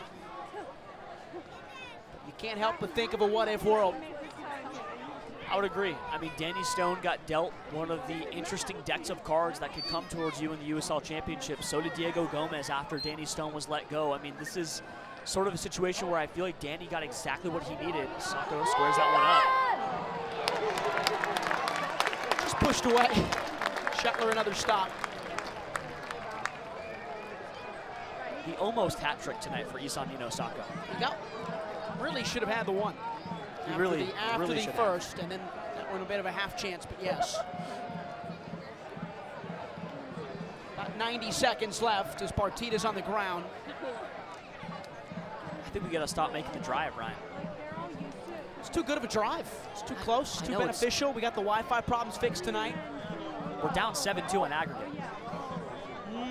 I don't think that math is correct. I think it's 6-1. I think last year was 2-0. Did we not lose 3-1? Lose 3-1 when? Here. Last year? Yeah. It was 2-0. Was it 2? Yeah. Zubac scored in the first half. The brace. I looked to our special correspondent, Devin Henderson, who shakes his head. He wasn't there. And Partida's still on the ground. So you wonder if that's a long-term injury. Orange County would have to think about that. Again, no Kyle Scott for this team, and that's been a big story over the last couple of weeks, as they've played well without the English-born American. He has been sold back to England, and they've had to replace him in the aggregate. Partida and Stephen Kelly and a couple of other names have done a fine job. Chris Hagart, chief among them. As Partida is helped off, we are about 30 seconds away from this one being done, but we will probably play a minute more over the 94. Probably got 2 more in the tank. Maybe. I think we're going to look back at that Pop Marboy red card, sort of the one where it turned over. The 4th goal was a dagger, losing your captain center back, knowing that he might be gone next week, or my apologies, this Saturday. It's a quick turnaround on a serve suspension against an old foe in their own right in Danny Trejo. Over the top. One by Flood, second ball Traeger. Look around the league tonight. There was one other game on this Wednesday. It was a 4-goal win for one side as well. Hartford Athletic, the bottom-placed side in the Eastern Conference, slaps 4 past New Mexico United as 3 whistles blow. And Orange County get 4 past Phoenix Rising. 4-1 your score tonight for Championship Soccer Stadium. One to wash your hands over, one to wipe one clean. This is not the game for Phoenix Rising. So many issues, whether it was connection from the midfield to the final third, or connection in the final third, or a red card towards the end, or just not getting back fast enough. It was a poor performance from top to bottom. Emi Quaysho, to me, was sort of the man of the match for Phoenix, and he got taken off with 25 minutes to go. You look back at decisions like that, and you think, I don't know what the answer is. Sacco gets his goal back, and for a moment, they were back in the hunt, but it was never enough. Half chances, no chances, one quality chance, not enough for Phoenix Rising. The beautiful tunes blaring of Bob Marley, reminiscent of this performance tonight. It was calm, it was easy for the home side tonight. It's back to the drawing board for Phoenix, who have to turn around quickly and go back home for the first time in 3 games against Birmingham. So we will talk about that one. We will wrap up the words from this one here on this Wednesday night from Southern California. Irvine, the host of a Phoenix Rising defeat, 4-1. Orange County, your winners on the Phoenix Rising Radio Network. The post-game wrap-up presented by Crown Public House is coming up next after this. Chukwu's in. Arteaga! You're listening to Rising Radio, home of the 2023 USL champions. Bliss and a burst of red smoke. Phoenix Rising, our home. Welcome to 38th and Washington. Stick around for more as our broadcast continues.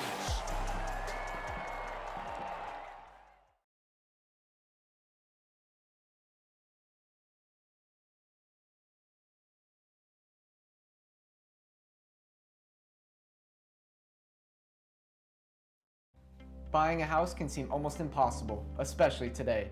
But with the right agent in your corner, it makes the challenge seem effortless. Hi, I'm Connor Cochran with Good Oak Real Estate, your go-to agent in the Valley. Whether you're buying, selling, or investing, I'm here to guide you every step of the way. Because finding the perfect home shouldn't be stressful, it should be exciting.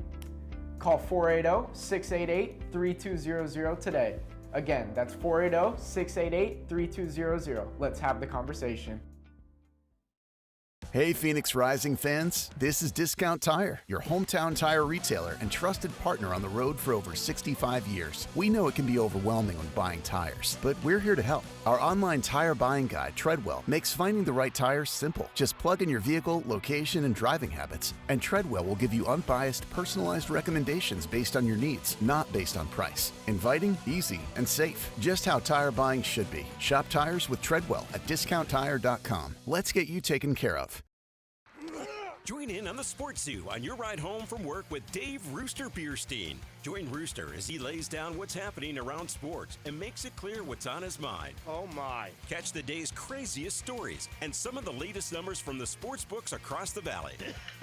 The Sports Zoo with Dave Rooster Bierstein. Yeah, I think that's kind of a wild option. Weekdays 5 to 6 p.m. on KDUS AM 1060 and on the KDUS 1060 app. Coming up Monday on the lunch break, how did the Diamondbacks fare in their 3-game set against the Cincinnati Reds? Did they keep the good times rolling, or was it one step forward and 2 steps back? Plus, they've got the GM. They've got the coach. The summer of Durant is in full swing. What is the latest on the Suns and their plans with KD? All of it, Monday's edition of the lunch break, 11 to 1, right here on KDUS AM 1060.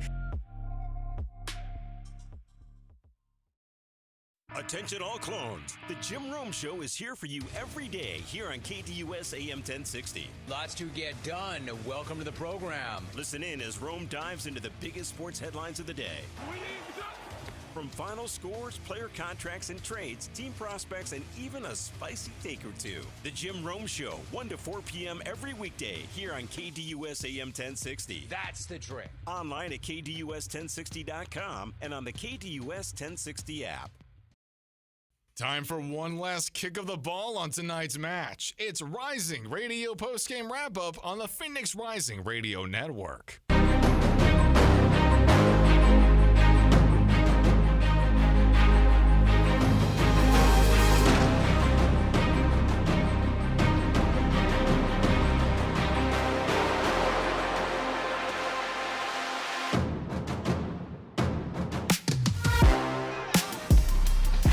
Folks, it's the post-game wrap-up presented by Crown Public House. No coach, no speaker tonight. Everybody got out of the premise pretty quickly, and that kind of makes sense. A 4-1 loss as Pamadou Ka is racing along the touchline, having a chat with some members of the staff about the frustrating showing tonight in Orange County. Ryan Skora, Kevin Cardez. We'll hear from Casey Smith on the Phoenix Rising side of things in just a moment, Kev. But start with you. It wasn't enough. The injury's still around for Phoenix Rising, but they had been able to manage that over the last couple of weeks and months. Tonight, it felt like a real problem. They got exploited by a disciplined and strong Orange County side. Listen, this is a Phoenix Rising team that has been good playing chaotic, unorganized ball at times. It feels like they are very dynamic. They are athletic. They will overpower you on the margins. This is a group that knows exactly what they like to do week in and week out, and that's create chaos.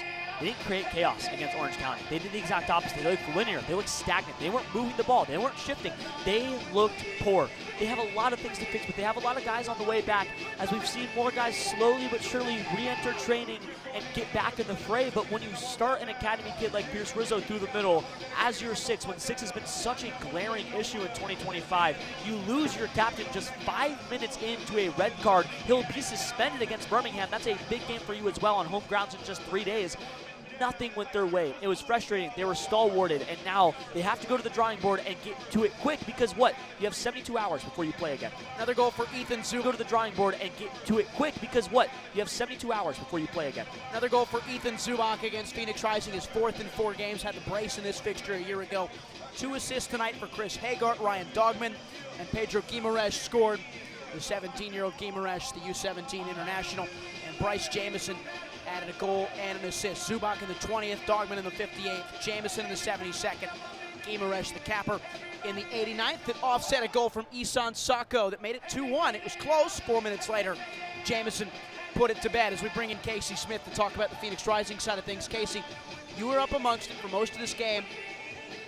Body language for Phoenix going down 2-0, getting back in it, and then falling 4-1 in the end. Yeah, I just felt that the energy from the team was negative all throughout the game. It didn't really matter whether they were down 1-4 or it was 0-0 at the start of the game. It just felt that something was off. And I'm a big proponent of learning from your mistakes and trying to review bad losses. But sometimes there's a loss that I think is just so bad, you kind of just got to flush it and move on. And that's what I would do if I was Pop Motica and the rest of this Phoenix Rising team.